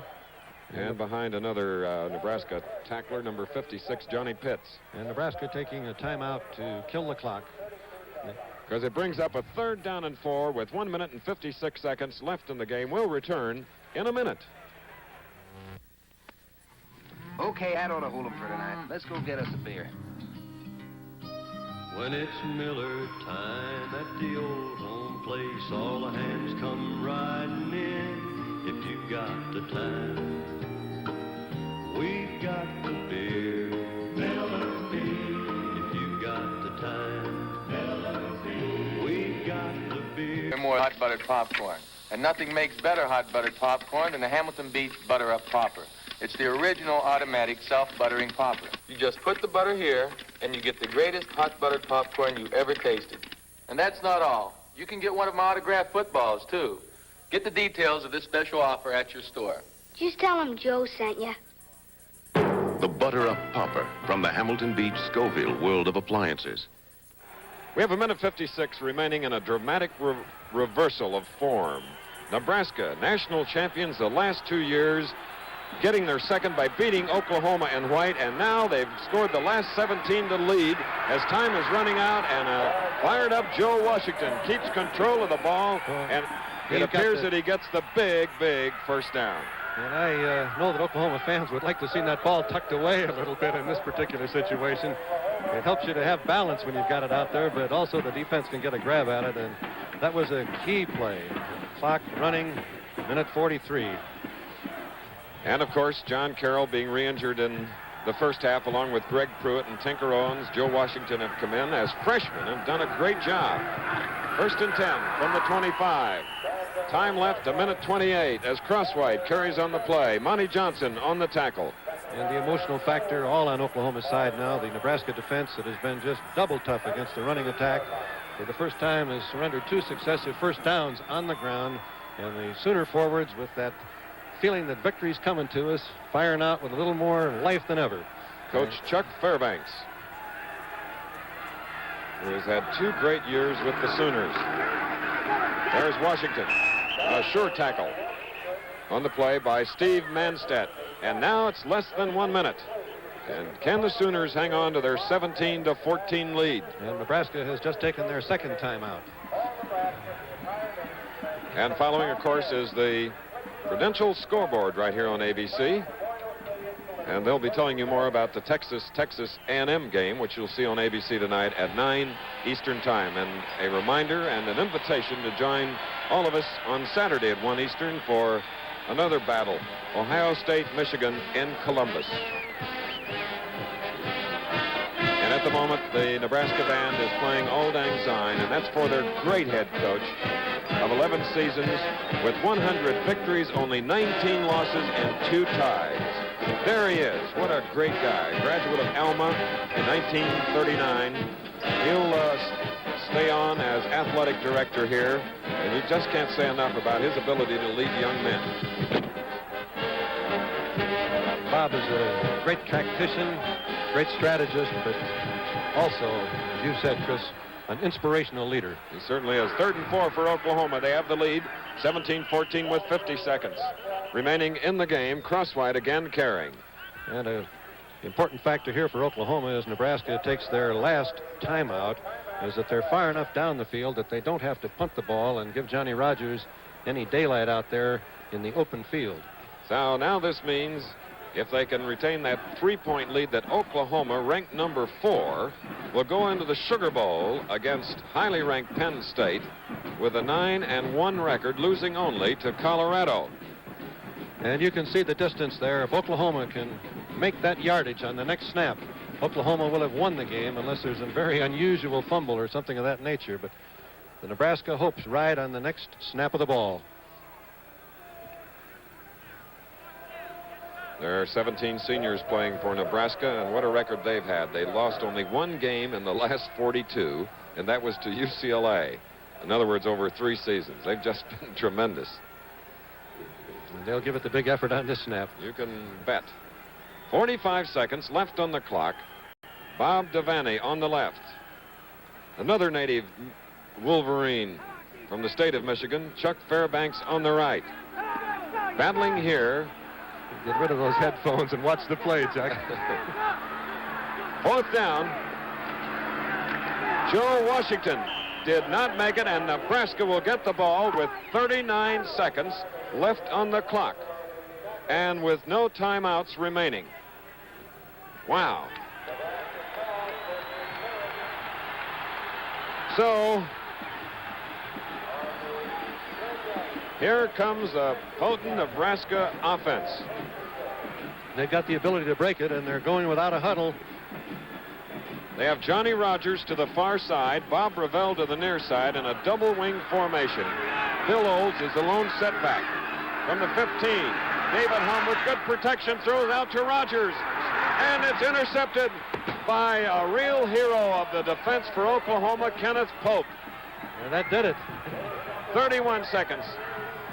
There is Pope from Galveston, Texas.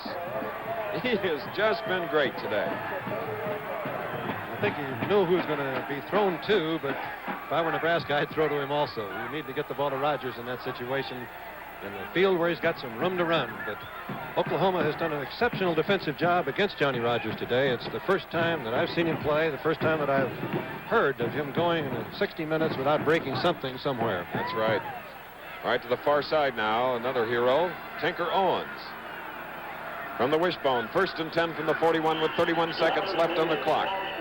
And it'll be Oklahoma going to the Sugar Bowl against powerful Penn State, to be seen New Year's Eve right here on ABC. And that'll really be a big one. You can see Chuck over there very, very happy, and that's the victory and defeat. Bob Devaney has been in this situation very few times here in this stadium or any other stadium. And, of course, the pictures, how beautifully they tell the story. No captions needed. And the Oklahoma players on the field are overjoyed. The Oklahoma fans, the Oklahoma band coming out on the field. Chuck Fairbanks being carried off the field when 3 years ago they almost ran him out of town in Norman. That was when he switched to the wishbone, and a lot of people didn't think that that was the right attack to be using, but it turned out to be.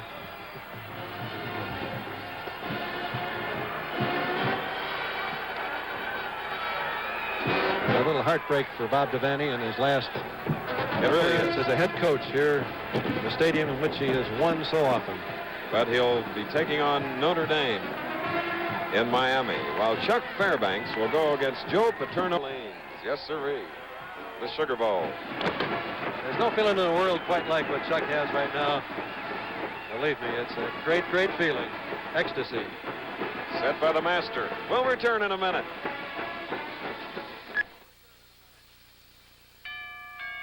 You know, nothing brings back the memories of Christmas like the great songs of Christmas. Some of the greatest are here in Goodyear's newest album, Christmas Is. 14 Christmas classics by outstanding artists of our time. Barbara Streisand, The Carpenters, Frank Sinatra, Joe Stafford, The Hillside Singers, Judy Garland, Tony Bennett. How'd he get in there? Andy Williams, the Mills Brothers, Doris Day, Vicky Carr, Patty Page, and Julie Andrews. Christmas is just $1.25 at your Goodyear service store and most Goodyear dealers. But you want to hurry, because this is one memory that won't last forever.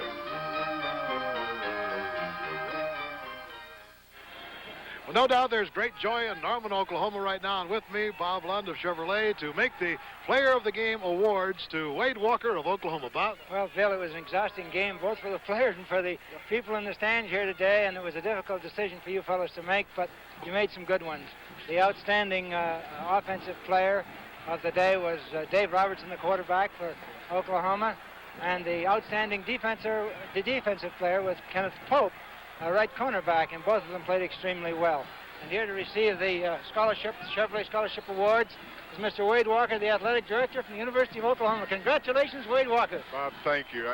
I'm so excited. I really don't know whether I can tell you really how much we do appreciate it. Let me say this, that we've received 2 before from Chevrolet, partner, and they've already gone to 2 deserving youngsters. And bless Pete, boy, we have 2 more to give to 2 more Oklahomans. I really can't thank you enough, Bob. Thank you from Chevrolet, Bill, and ABC, and all the folks. It's just fantastic, and I'm sorry because I can't tell them how really much we appreciate it. Okay, fine. Thanks very much, Wade. We'll see you in New Orleans, okay? You bet, Bill. Now let's go back to the booth, Chris and Bud. Thank you, Bob and Bill. It's a Big 8 championship for the underdog OU from Norman, Oklahoma, coming back, scoring the last 17 points to win it by 3. The executive producer of NCAA football is Rune Arledge. Today's coverage of the Oklahoma-Nebraska game was produced by Chuck Howard, directed by Andy Sedaris, technical director John Allen. Don't forget, coming up next, the Prudential College Scoreboard. Tonight at 9 p.m. Eastern Time, watch the Texas A&M Classic from Austin. Then on Saturday at 1 p.m. Eastern, Michigan meets Ohio State. Later on Saturday on ABC's Wide World of Sports, you'll see the Muhammad Ali-Bob Foster fight and the World Ski Flying Championships. Our thanks to our spotter Bill Friel, our statistician Terry O'Neill, Chris Schenkel speaking for Bill Fleming, Bud Wilkinson, saying so long from Memorial Stadium in Lincoln, Nebraska. Air travel arranged and a promotional fee paid by United Airlines, the airline for college football teams throughout the country. At United, your land is our land.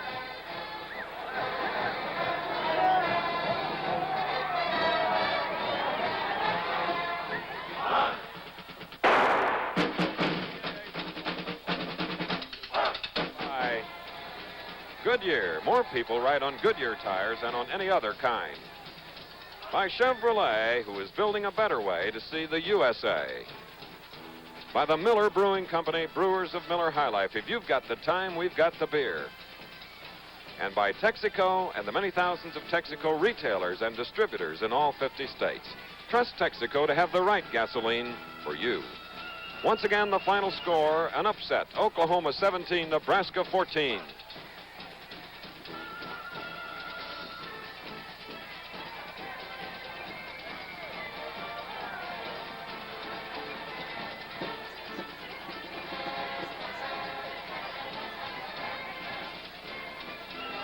This has been an ABC Sports presentation. The FBI chases 2 hold-up men on a rubber raft Sunday night here on ABC.